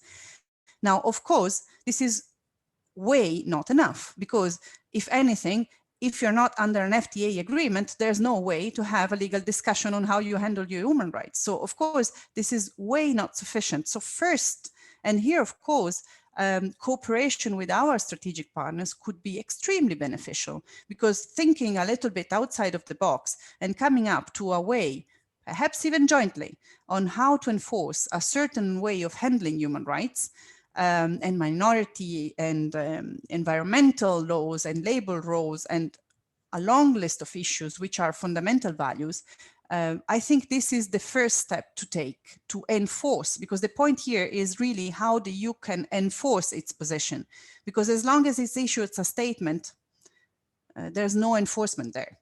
So that is the change in mentality. Of course, this also comes in with an extremely more assertive EU foreign policy. So the EU has to graduate, and this is all coherently with the discussion we had so far, a different kind of actorness, and therefore also a different kind of behaving with its partner or systemic rival. Thank you. Thank you, Mrs. Benalia. Professor Fukushima, your colleague, Professor Osoya, pinpoint the fact that actually there was a kind of illusion from Japanese side about the capacity of China through the globalization and through the inclusion to the Western multilateral order to be, I would say, civilized and to be part of this modern Western world. Is it with this coronavirus crisis and the fact that Professor Osoya suggests that China is more and more self-confident, is it the end of the illusion for Japan and for the Western world? I agree with Professor Hosoya's observation on China. As he pointed out, at the time of Tiananmen Square incident, Japan made extra efforts to bring China back into international community. And at that time, we had a strong hope that China would act with us and would be like us in future. And I believe we shared that sort of hope together. Didn't France share that kind of trajectory? Many of my American colleagues tell me that they also embraced similar hope. And that's the reason why we made our extra efforts to bring China into international institutions, for instance, World Trade Organization. And we have learned that things are not moving the way we hoped for. And at the same time, I believe China closely watches how we, each of us, act. And as, sorry, I cannot pronounce names properly, as Madame Jose de Mose mentioned, when a player tried to criticize China alone, it will suffer from coercive actions. And therefore, it is important for us to act together. In case of BRI, Chinese leader, Mr. Xi Jinping, seems to listen and watch closely how international players look at BRI. And by reading his annual speeches at BRI meetings, I have sensed some changes in his pitch of BRI. And it was a clear manifestation that he listens and he watches closely. So rather than taking abrupt measures, we can have united front, which would send a very strong signal to China. I'm not saying that we can change China, but I'm saying that we can bring China in sync with us in keeping rules-based order. At one time, I wondered how we are going to see global order in future. Are we going to have plural rules or plural order in future? I'm afraid that wouldn't benefit us. It wouldn't benefit other players either. So I'm not naive in believing that we can change everything to our wishful direction, but at least we can make efforts if we can act together or if we act in sync. That's how I look at it.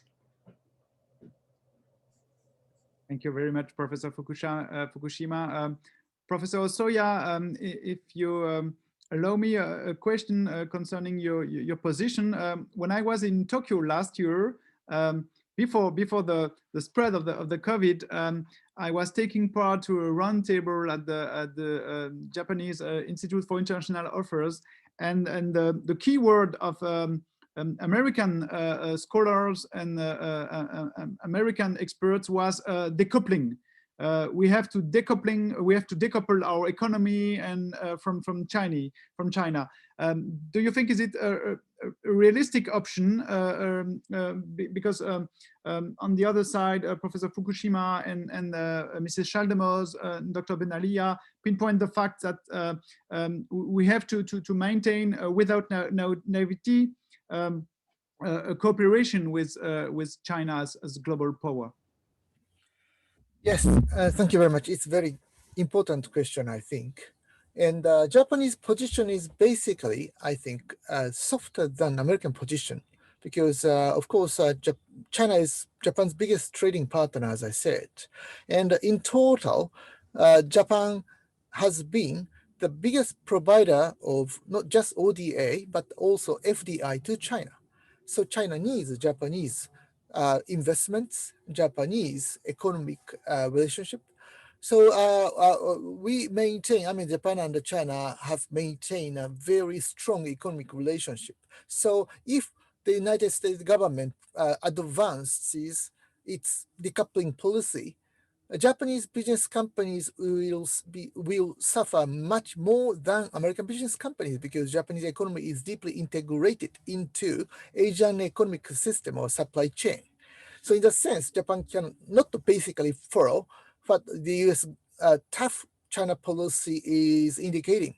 But at the same time, we have to be sensitive because, well, China is stronger with actually having American, Japanese, European technologies. And also a Chinese system is different from our system, like surveillance camera. Based upon the BRI, China has been exporting huge numbers of surveillance cameras to authoritarian countries. With these surveillance cameras, they can watch ordinary people daily. So, well, it's a kind of expansion of Chinese authoritarian system. So Chinese technologies are deeply linked with this kind of authoritarian rule within China. So in that sense, we have to be careful because China is not just another liberal democracy. It's a kind of a totally different kind of political system.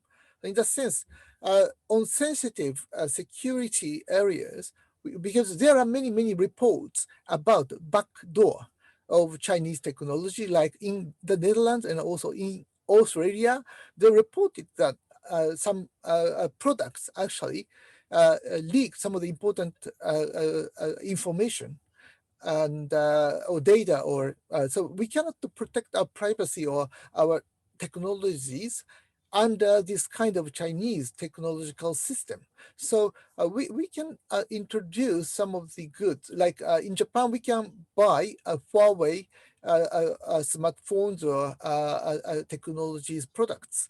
We still can, and Chinese technology, Chinese products are widespread everywhere in Japan. So we have them, but in some sensitive security areas, we have to be careful because our security would be seriously damaged by these Chinese technologies. So we have to be really careful about choosing which kind of areas we have to be careful and which kind of areas we can be convinced or be reassured. So we have to draw lines about these kind of distinctions between the two different areas. So this is a slightly different approach to Chinese technologies if we compare to American decoupling policy. But I think that the Biden administration position is quite close to Japanese position. And I think that the European countries likewise. We cannot exclude all Chinese products or technologies, but we have to be more careful about choosing products, Chinese products, when we think about our own security or our own protection of important information. So this is my basic understanding.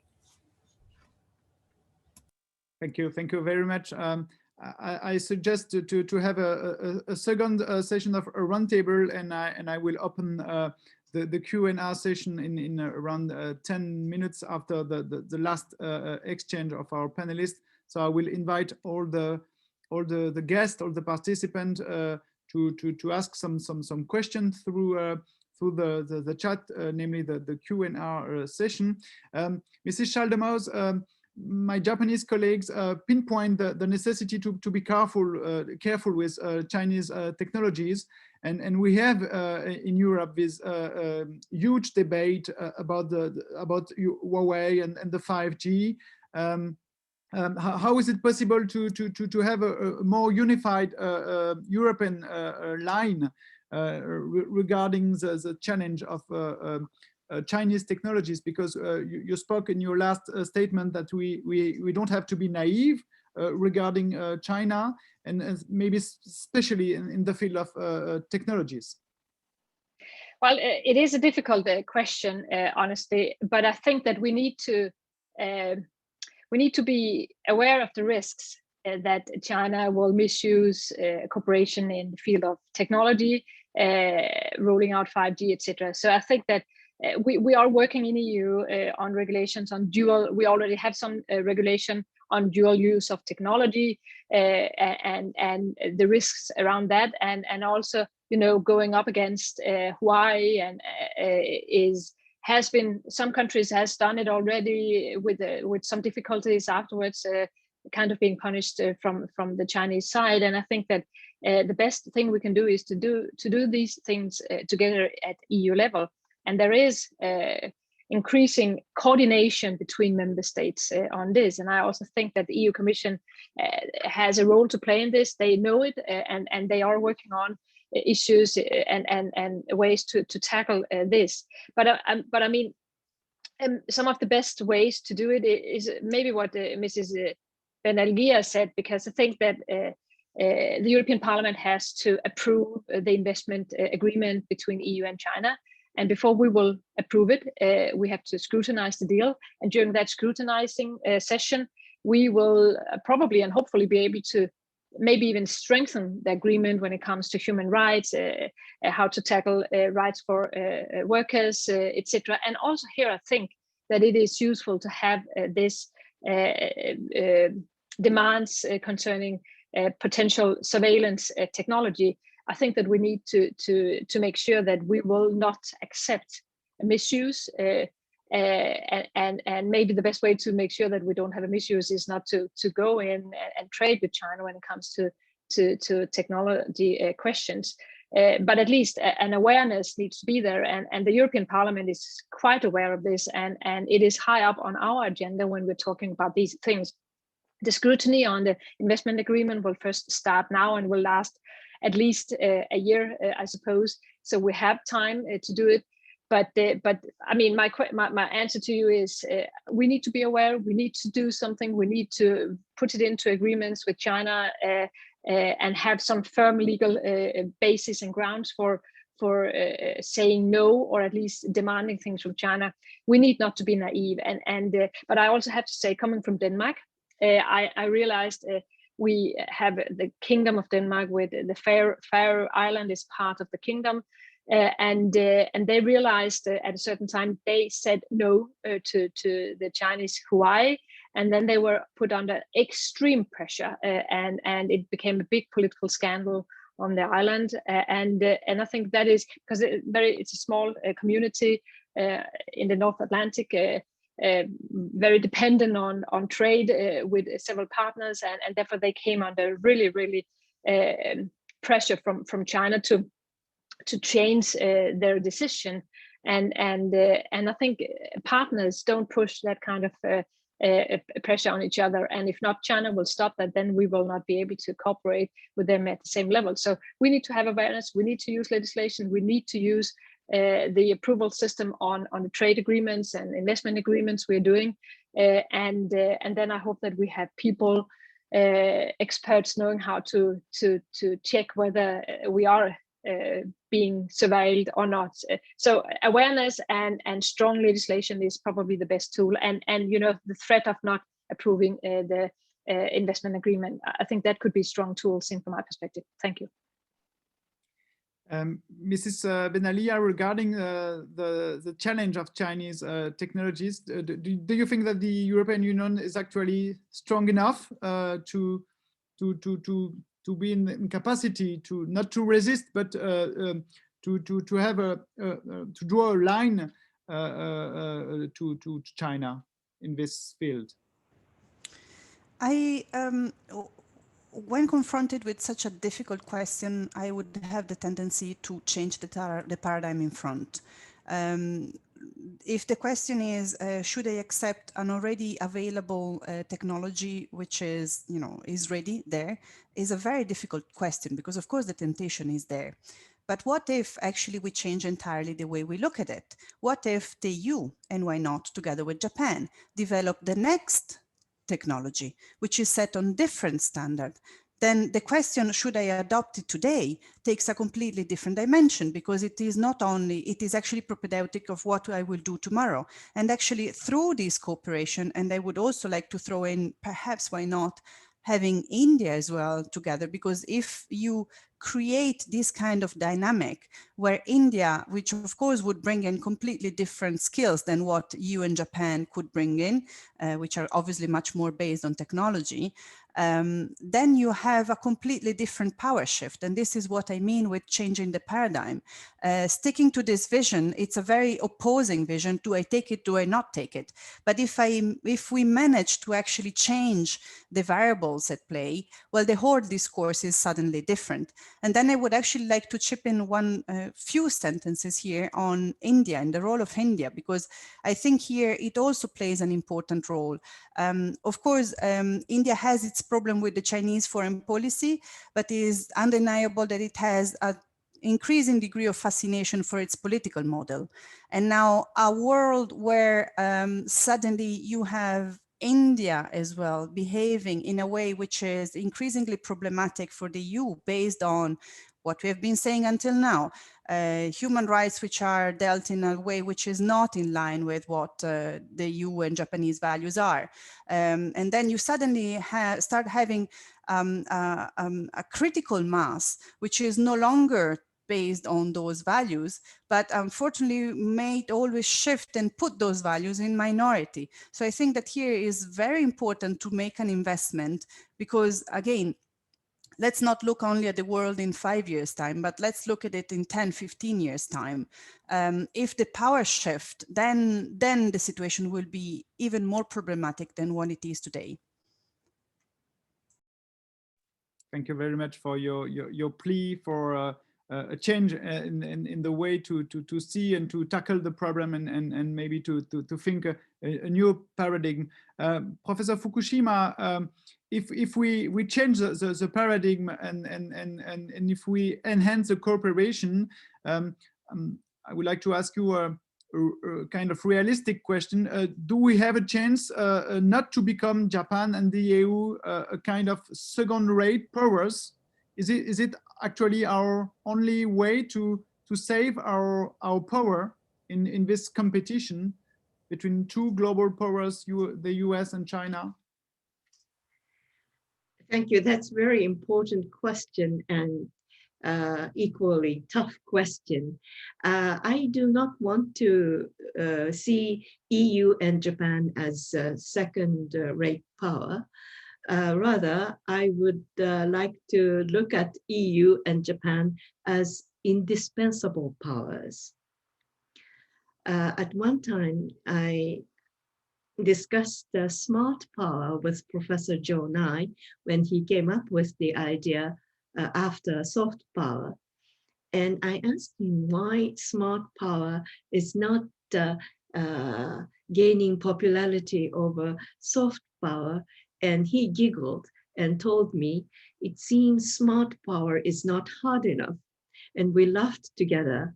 But my point is, perhaps it is about time for smart powers who are really smart to work on these basic agenda. I feel very strongly about multilateral order or liberal order. And if there are players who would like to erode, if not destroy such an order, indispensable powers are the ones who should stand up and act. And this can be done among indispensable powers who have trust, mutual trust. And that's how I position EU and Japan. As I said, if one of us would like to act alone, we can be a victim of certain pressures. And that's not the path we would like to walk. And if we are to have a certain strength in international politics, we have to be together so that we cannot be divided. We should not allow players to use the tactics of divide and rule. That's something I would like to avoid. We should not allow any player to use the domestic laws for international public goods. And for that, we have to say together, if they see certain weak spots, that would be the target. Denmark case, I forgot the name of the island, but Ireland is a good case that I would like to learn as a lesson. Thank you very much, Professor Fukushima. A last question to Professor Osoya. You are a great specialist of British history, and actually we don't talk enough about the future of the UK in this triangle, Japan, EU, UK. Your plea was to enhance the strategic cooperation in the field of security between the EU and Japan. And my question will be the following one. Do you have any expectation regarding the UK and the future role of the UK at the global level, and especially in this Indo-Pacific region as former imperial power? Yes, in the last several hundred years, I have observed that there exists a kind of a pendulum swing within the British foreign policy between the two extremes, European commitment on one hand and global commitment on the other hand, on imperial or a stretch or something like that. So now British foreign policy is moving from a European commitment to a kind of a global engagement by using the word global Britain, focusing on the importance of in the Pacific region. So I'm sure that the UK is trying to be more integrated in the Pacific regional cooperation, such as trying to be within the TPP, a Trans-Partnership Agreement. But on the other hand, British power is now much more limited than before. And Britain, I think, can be stronger within the European Union rather than outside of it. So I think that once UK left the European Union, another British important mission is try to become a kind of a bridge between in the Pacific region and Europe.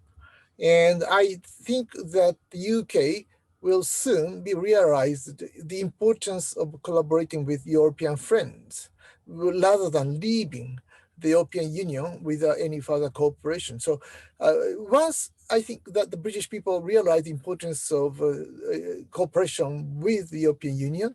They will try to become a bridge between the Indo-Pacific region and the European Union. And then I think that together with other European Union member states, UK tries to encourage a European country to engage more in the Indo-Pacific region. And as I said, Japan welcomes European participation, a much deeper engagement in the Indo-Pacific region, because Indo-Pacific region has a great future in its dynamism and economic prosperity and so on. So both Japan and the EU, of course, the UK, all can have a much brighter future by engaging deeply in the region and bringing the rule of law in the region. So in the sense, I think that the Britain has a clear law, but at the same time, I think that the United Kingdom should be aware of the importance of its closer tie with European partners. So by doing the both, on one hand, UK should be more integrated in the European Union or the European regional framework. At the same time, UK has a role to play in the Indo-Pacific region. So by pursuing the two goals, I think that the UK has a special role to play in global politics. Thank you very much for your answer.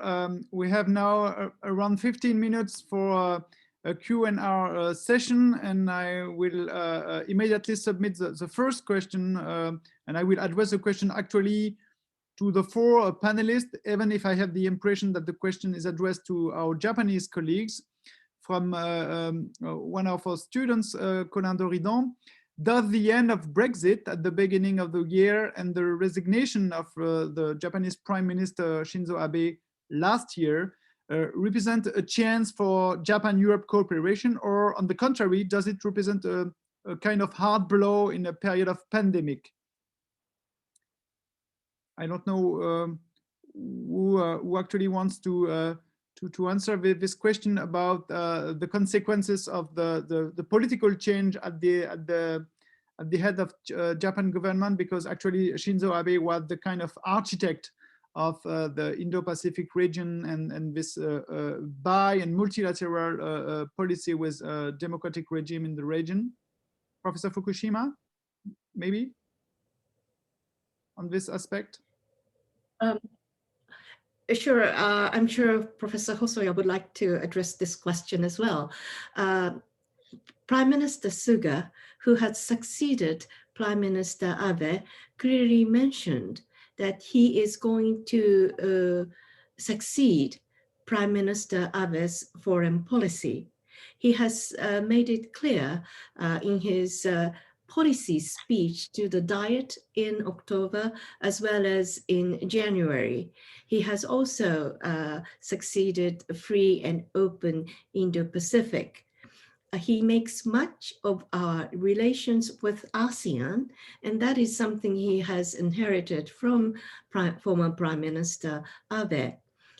Like former Prime Minister Abe, Prime Minister Suga's first destination for overseas trip was ASEAN, namely Vietnam, and who is the chair of ASEAN of the year, and also Indonesia, which is the largest country in ASEAN. So all in all, I do not think it is a blow to our relations with Europe, but perhaps Professor Hosoya would like to expand.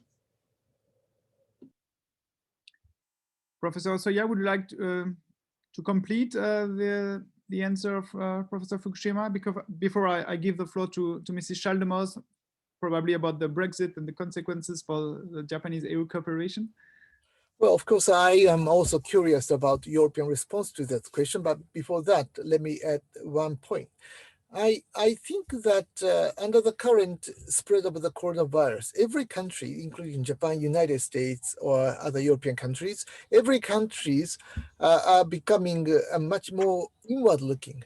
And we need first to try to tackle and contain the spread of the coronavirus. So this is our first priority, and diplomacy is becoming more difficult to promote for every country. So in that sense, I think that it would be right for Prime Minister Suga to focus on the domestic issues.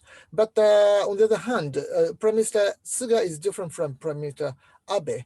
I think that Prime Minister Abe is really exceptional.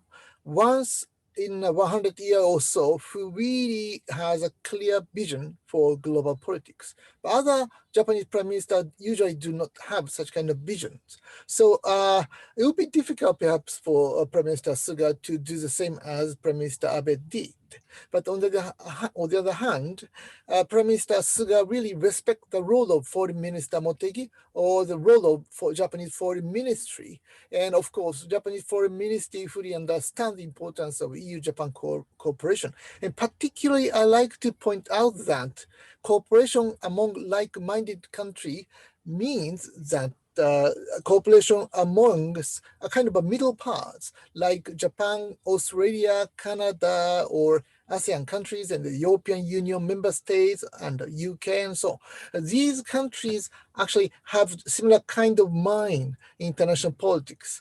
Unlike United States, China, and Russia, they are much more, I would say, unilateralist countries. But other countries like Japan, Canada, Australia, and European Union member states needs to rely on the rule of law and the multilateral institutions. In the sense, I think that every these country needs to respect the importance of multilateralism and the rule of law. In the sense, I think that the Suga is perfectly clear in understanding the importance of these goals. So in that sense, I think that EU-Japan cooperation will be advanced under Prime Minister Suga's leadership as well. Thank you very much. Mrs. Schaldemose, about the end of the Brexit and the consequences for the EU-Japan cooperation, because it is very important to remind that Great Britain was historically a very important partner for Japan in a bilateral relation. Well, I think it is a very good question. And honestly, it is maybe too early to tell if there will be any consequences. But at this point of time, I hear and see no changes due to Brexit in EU's willingness to engage and involve in an even closer cooperation with Japan. Maybe even on the contrary, our new, or not new any longer, but since 2019, President of the Commission talked also very much about, she talks about the need for global cooperation, etc. So I do believe that the Brexit doesn't really change our commitment and willingness to involve.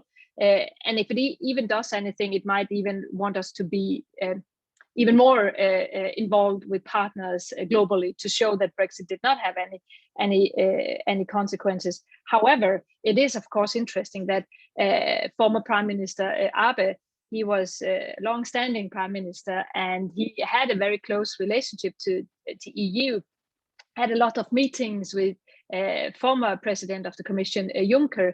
So they developed even a personal relationship. And I think that we still need to see, and I hopefully we will see that soon, but we need to see also a development in the relationship between President Ursula von der Leyen and Prime Minister Suga, because I think that personal relationships also have a role to play in this. But just very briefly, I don't at the moment see any changes due to Brexit, and I don't expect any changes in the Japan-EU relationship. There is really a willingness in EU to enhance trade and cooperation, and since we would like to build a stronger multilateral world order, we need also Japan there. So I see maybe even the need to strengthen even further. Thank you.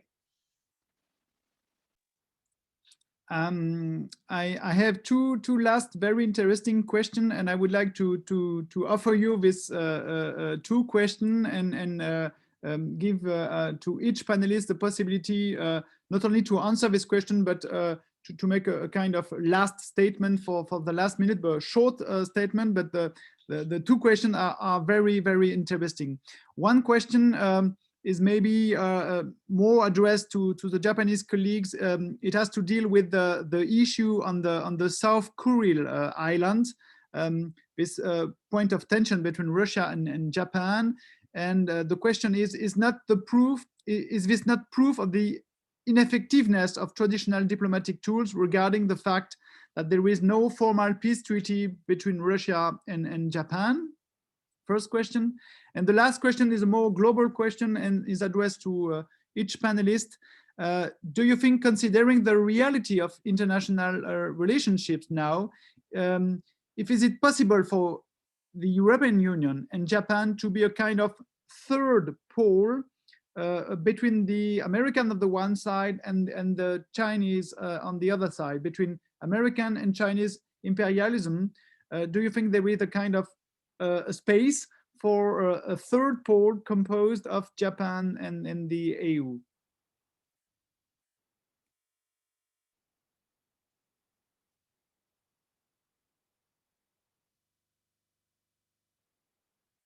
Maybe I can address myself to each panelist. I don't know if Mrs. Schaldemose would like to start, maybe to choose one element of the question, or to give you a last impression about the last question regarding the third pole. Well, certainly I believe that EU and Japan with this EPA and SPA is a kind of role model, that kind of cooperation is a role model for the world. So there is no doubt that we have a special, hopefully even in the years to come, even closer special relationship. However, I'm not sure that EU would like to see a situation where we were kind of in a opposition to the United States. In fact, I think that it would be more, hopefully more useful if EU, Japan, and United States together tried to build up and strengthen the international multilateral world order. On the other hand, there is no doubt that there also is some minor conflicts between EU and the United States. But I mean, it might be too early to tell. But I'm not a big fan of building up poles. I am more a fan of trying to create cooperation between so many partners as possible. And since you also, Professor Droit, wanted us to come up with a final remark, I would like to say that I strongly believe that Japan and EU can be this role model and should be it. And I see in the future even closer relationship between us in many areas, climate, digital, security, fight against terror, and all these things where we have a lot of things in common. And I hope that we will, if we sit here in the next year again, I hope that we will see that things has changed in a more positive direction on these. And of course, the health questions, the fight against COVID-19 and rolling out of vaccine is a very good place also to keep on working together. Thank you for inviting me, and thank you for your interesting presentations and your good questions. Thanks. Thank you very much, Mrs. Schaldemose. Mrs. Benalia, last remark or a reaction about the question that were addressed to the panelists? Thank you very much. Yes, I very much like to take the opportunity also to have a Twitter-long comment on the Brexit situation, just throwing in another element, because while the bilateral member states dynamics and relationship with the UK might continue and hopefully will continue to be very good ones, I think the variable of EU institutions with the UK might be a slightly different one. I mean, so far we know that there is no structured cooperation in security domain of any sorts because the UK unilaterally pulled out despite the original agreement were different. And there is certainly no indication right now that the relations are smoothing out, quite the opposite. So while of course I hope that this is simply a phase that will be soon passed, for now, looking at the picture of how the relations are right now, doesn't look like we're heading towards that way. Of course, the foreign policy of the EU remain at unanimity driven by member states. And so as long as it remains under this assumption, there's nothing that makes us think that it will be different, but I would simply signal that bilateral and institutional relations might actually be different, and the variable UK still has to unfold. And then jumping on the polarity, multipolarity of the world, yes, I see very much an opportunity, not so much in creating a third contraposing pole, but very much leading and keeping, for this actually I would see a strong push and a beneficial push, what I was saying before, towards democratic model versus other models, because that, of course, having the world living under models which are not the democratic one and making it a minority level, which I think actually if we look at the statistics, we see that the world is unfortunately going towards that direction. Well, that is not a future I would like to have and I would like to see. So here definitely space for very much stronger cooperation between the EU and Japan in many areas which have not been touched yet, but where there's a huge room, and incorporating as much as possible all the other democracies in Asia and obviously why not elsewhere. I thank you very much. I really learned a lot today, and thank you all for all your brilliant remarks. Thank you. Thank you very much, Mrs. Benalia. Professor Fukushima, your last remarks and maybe reaction about the question that were addressed above all to the Japanese colleagues regarding some points, some political or geopolitical points in the Japanese security policy. Thank you, Professor Dwa. On northern territories of Japan, Kuril Islands, I wouldn't label our efforts as ineffective diplomacy. Enormous efforts have been made in order to settle our northern territories. I, as a matter of fact, has been involved in track 2 dialogue on Japan-Russo relations, and building upon our enormous efforts, including former Prime Minister Abe's enormous efforts on this question, I hope that we will be able to conclude peace treaty with Russia in future. And finally, having listened to all the views expressed in this conversation, I was very much encouraged. And like the two speakers, I also do not regard us as building a pole. Rather than looking at this world as a multipolar world, I would like to see EU and Japan to work much closer together for guarding liberal order and leading discussions from green to digital and even culture. By joining hands, I trust that we can manage the COVID-19 crisis, human security crisis together. And I believe we have enough capacity and enough wisdom to do so. I really thank you very much for this opportunity to visit Sciences Po, though online, and have this opportunity to listen to your views as well as views of other experts. Thank you very much, and I hope we can look back this discussion as a good starting point for more positive efforts. Thank you. Thank you very much for your last remarks, Professor Fukushima. And Professor Osoya, we have the opportunity to share with you your last reflection regarding the question, or maybe a global remark about the future of this cooperation. Well, thank you very much, Emmanuel. And first of all, I'd like to thank you particularly for your brilliant handling of the discussion. Always it's difficult to manage this kind of discussion online, but you have done brilliantly. And then I like to echo what has been said about the EU-Japan cooperation. I would describe the EU-Japan cooperation as, or EU's and the Japanese role in global politics as a kind of a forerunner or a front runner of important international cooperation. Japan and the EU can collaborate in defending liberal international order and in also bringing important issues in international conferences, such as, of course, Kyoto Protocol. Kyoto Protocol of the climate change were a kind of a product by EU-Japan cooperation in many policy areas. I think that Japan and the EU are forerunner or front runners and in defending important international rules. But on the other hand, I would also like to say that three leaders, Xi Jinping, President Putin, and former President Donald Trump, they are much more, I would say, attracted by military power.